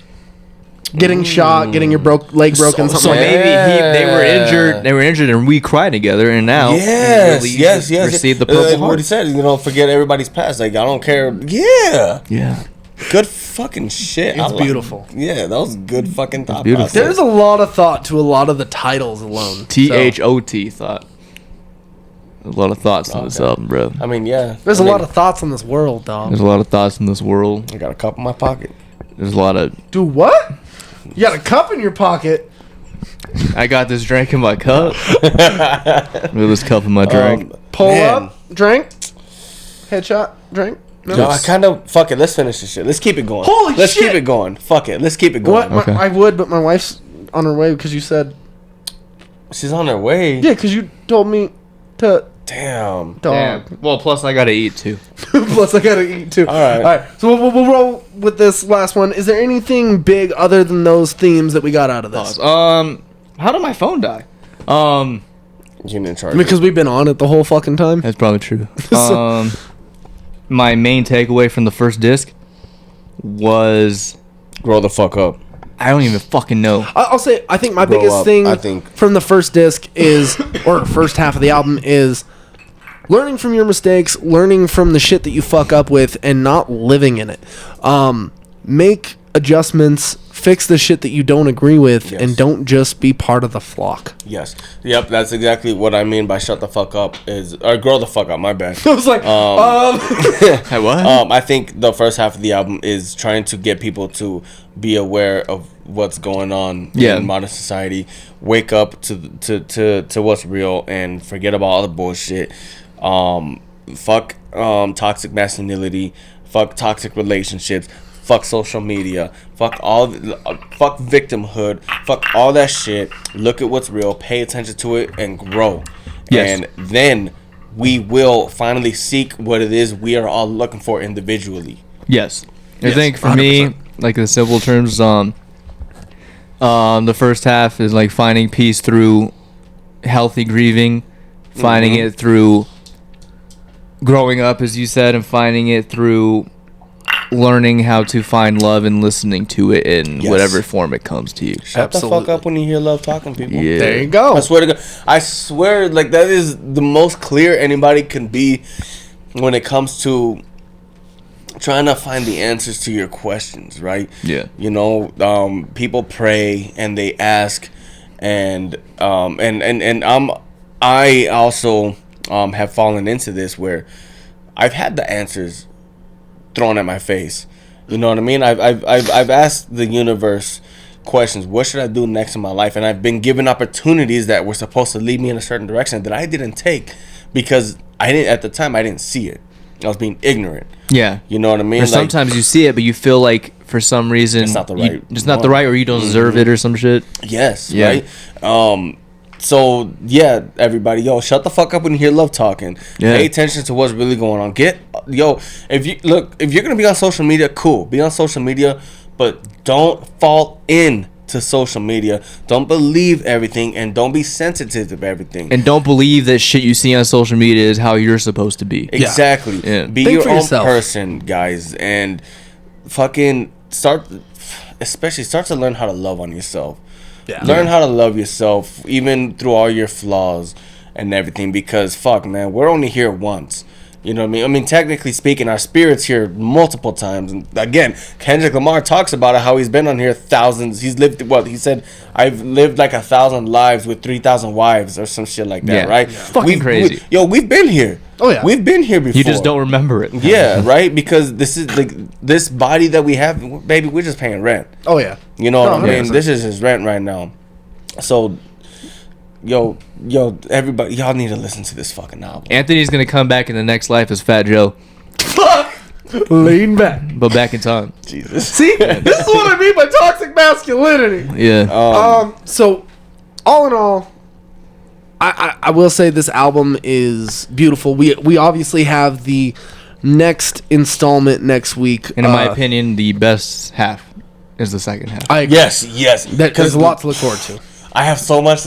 Like the majority of what I have to say is from Count Me Out and down. Mine's from Savior Down, and when I tell you, when I cried on Mother I Sober, it was fucking Oh rough. my god, bro. Same. Fucking Mother I Sober, and Father Time. Were the Auntie two Diaries is ones. fucking a sad song too. Auntie Yo, Diaries is I got- such a bro. That's oh the my song god. I'm the most excited about. Yes. There's so many things. That's another song that slaps everybody in the face. Where it's just like it reminds me a lot of Dave Chappelle. Oh, yeah. You know what I mean? Like y'all need to fuck. I'll be honest. Y'all need to It even wake the fuck up. It even moved my opinions of shit a little bit because like we'll get into it next week. It's a fucking strong song. Yes, it it's is. so strong. Yes. It's in my This whole opinion, album is it's the one that phenomenal. probably had the most soul to it. Like just you could tell how much it affected him. We're talking about Mother I Sober? Yeah. No, Auntie No, Iris. Outside Iris. Auntie Outside Iris. Iris. Well, when I think of Mother I Sober, I feel like that was probably the hardest one for him to write. Oh, I mean, Period. that last Like- half has a lot of heart and soul. Yeah, in the it. last half So, is very powerful.